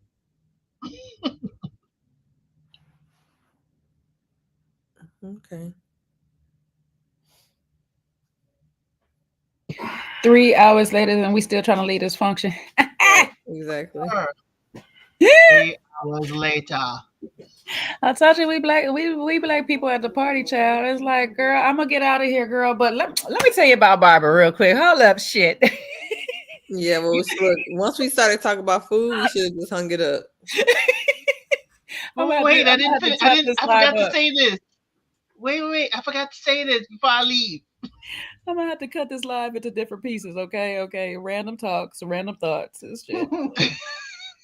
I don't know what we was talking about. I'm not sure what. It's Yes. I'm not really sure what we was talking about right here. What'd you say? One of the titles? Yes. It changed the tires under the car. under these cars. So yeah, I don't know how you're gonna win it under the hood. Right, under the hood. The patriarchy. Elton upholding the patriarchy while navigating it. There's a lot of like.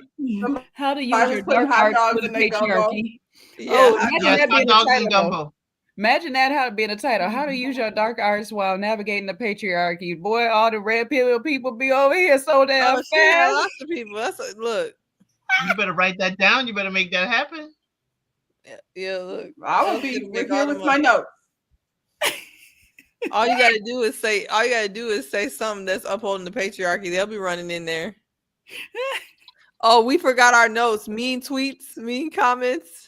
The mean comment section. Yeah, we definitely gonna I gotta get back on pissing the people off or saying something provocative to get them going, because I ain't had no. The crazy part is, and I know we gotta go. I'm not trying to make them mad. I would just be talking. That's what I'm saying. That don't be trying to make them mad, but I ain't did nothing in a while, I guess, because over here speaking your mind like that's allowed. How dare you? Yeah. How dare you, woman? I was just speaking my mind, and clearly that's a problem. Clearly people mad about it. And they've been waiting to tell me.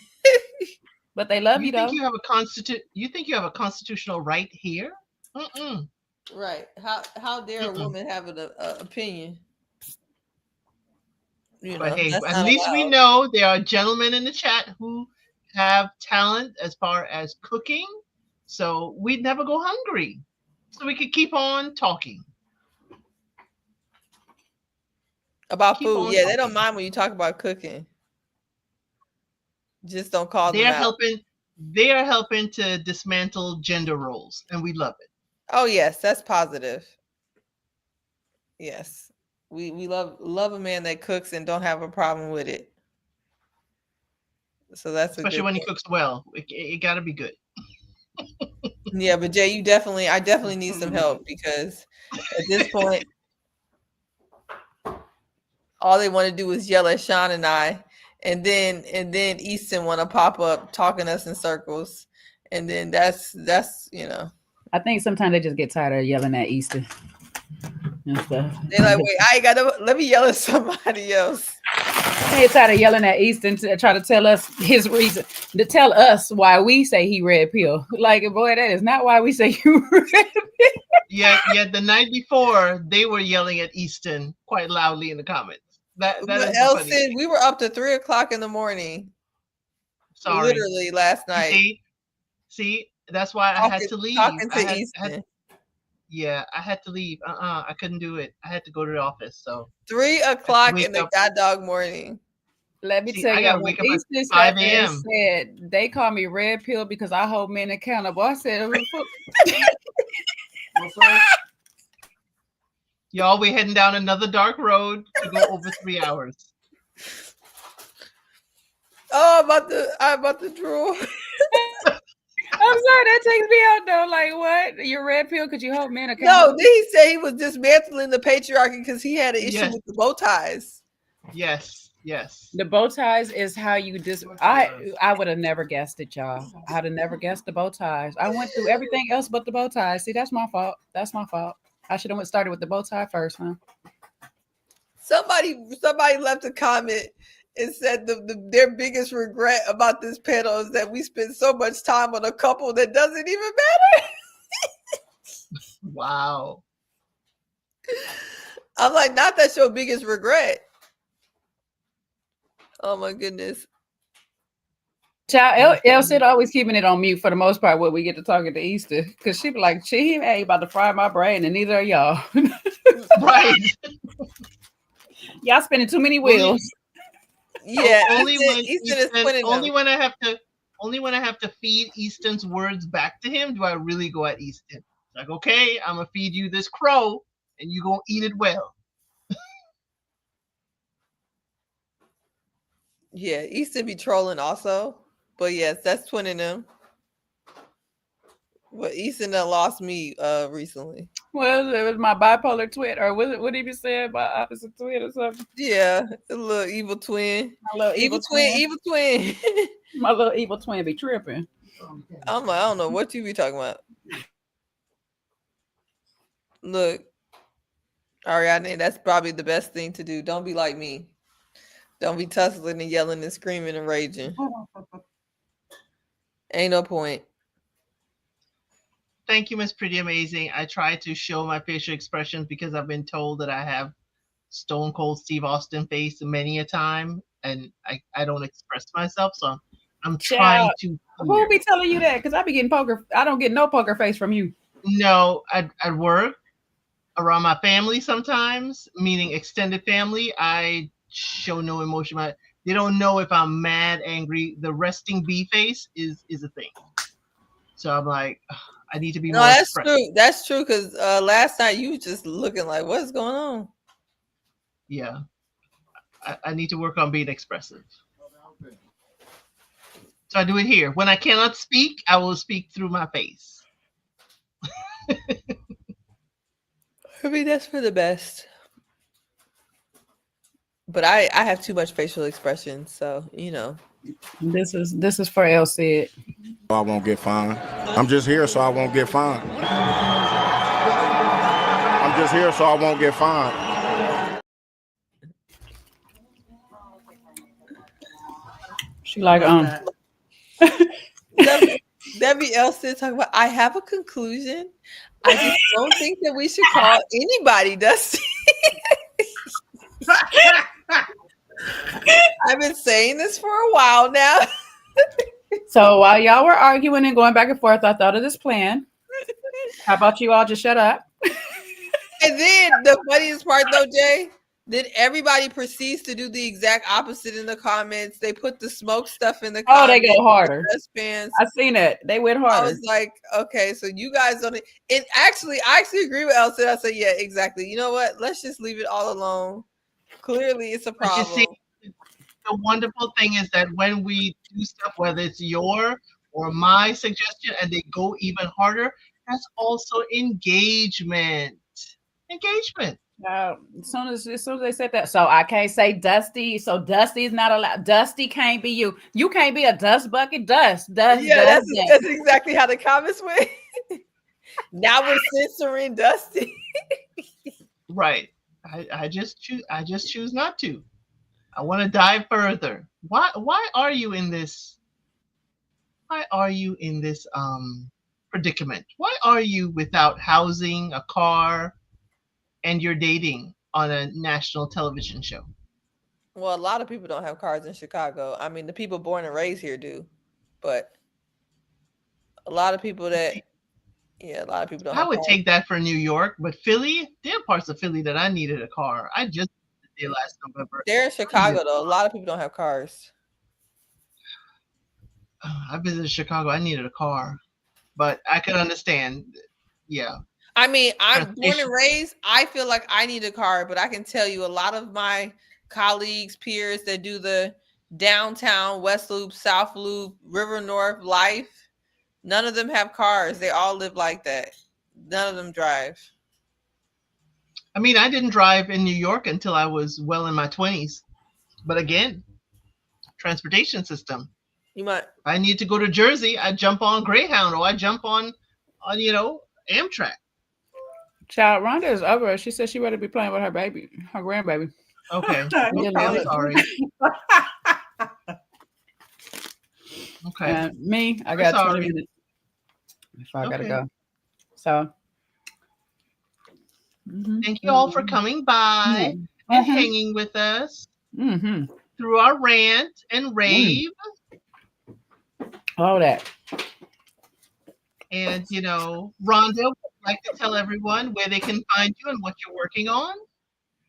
You can find me at Just Rhonda01 over here on the YouTube. I'm working on everything, anything that tickles my fancy outside of Bravo and OWN. Then we're gonna talk about it. I want to do 5 o'clock traffic stop. That's my new thing. So I'll be live at 5 o'clock. Oh, don't hold me accountable because I can know what I'm doing. We're going live. It's Mondays on live. Every day, Rhonda. And Thursdays. Say it again. I'm and sorry. Mondays is the Housewives. Yeah. Every Thursday live. And Tuesday, yeah. Tuesday and Thursday, perfect. Yeah. 5 o'clock. 5 o'clock EST. Yes. Okay. So what is that for y'all? 2 o'clock. It'll be your lunchtime thing. That's 3. No, it ain't my lunchtime, child. I ain't even off my shift, probably. If you stay on long enough, I might catch a tail end. You know, I get in and get out. Anyway, where can they find you? You can subscribe to my YouTube. And I'm also mostly on Instagram and TikTok. It's Seaways World Esquire, like you see on the little box. For all types of content, mostly sports content, but for all types of content, definitely hit the follow. Would love to see you. And it's March Madness, so Seaway will definitely be having a lot of great content for you. For myself, I am covering Love is Blind Sweden right now. I have my recaps on my channel, LSID932, and I also do a live on Sundays at noon for Love is Blind Sweden, and one at 3 o'clock EST with Little Black Book 91 covering Married at First Sight Australia. We're almost to the end of Australia, and it is still cooking, really enjoying it. So basically reality television as far as Married at First Sight and Love is Blind, that's what I cover. Wow, you ain't gonna ask me where I'm at. Okay. Well, y'all can find me here. This your house. Y'all can find me here at my house. Another round, you know what I'm saying? We be here on Friday night, you know what I'm saying? We're gonna have another show coming soon, but until then, you know, we gonna just be chopping up and talking about some things. I'm gonna tell y'all now, I got some stuff that I need to share with my members only. Okay, some things I need to share with my members only. So we're gonna have some members only live as soon as I figure out how to do this. You know, I ain't tech savvy like that. I need to get into it though. But I'm gonna figure it out. I know I got to do a couple of things. I'm gonna have to set up my other computer at the same time so I can bounce.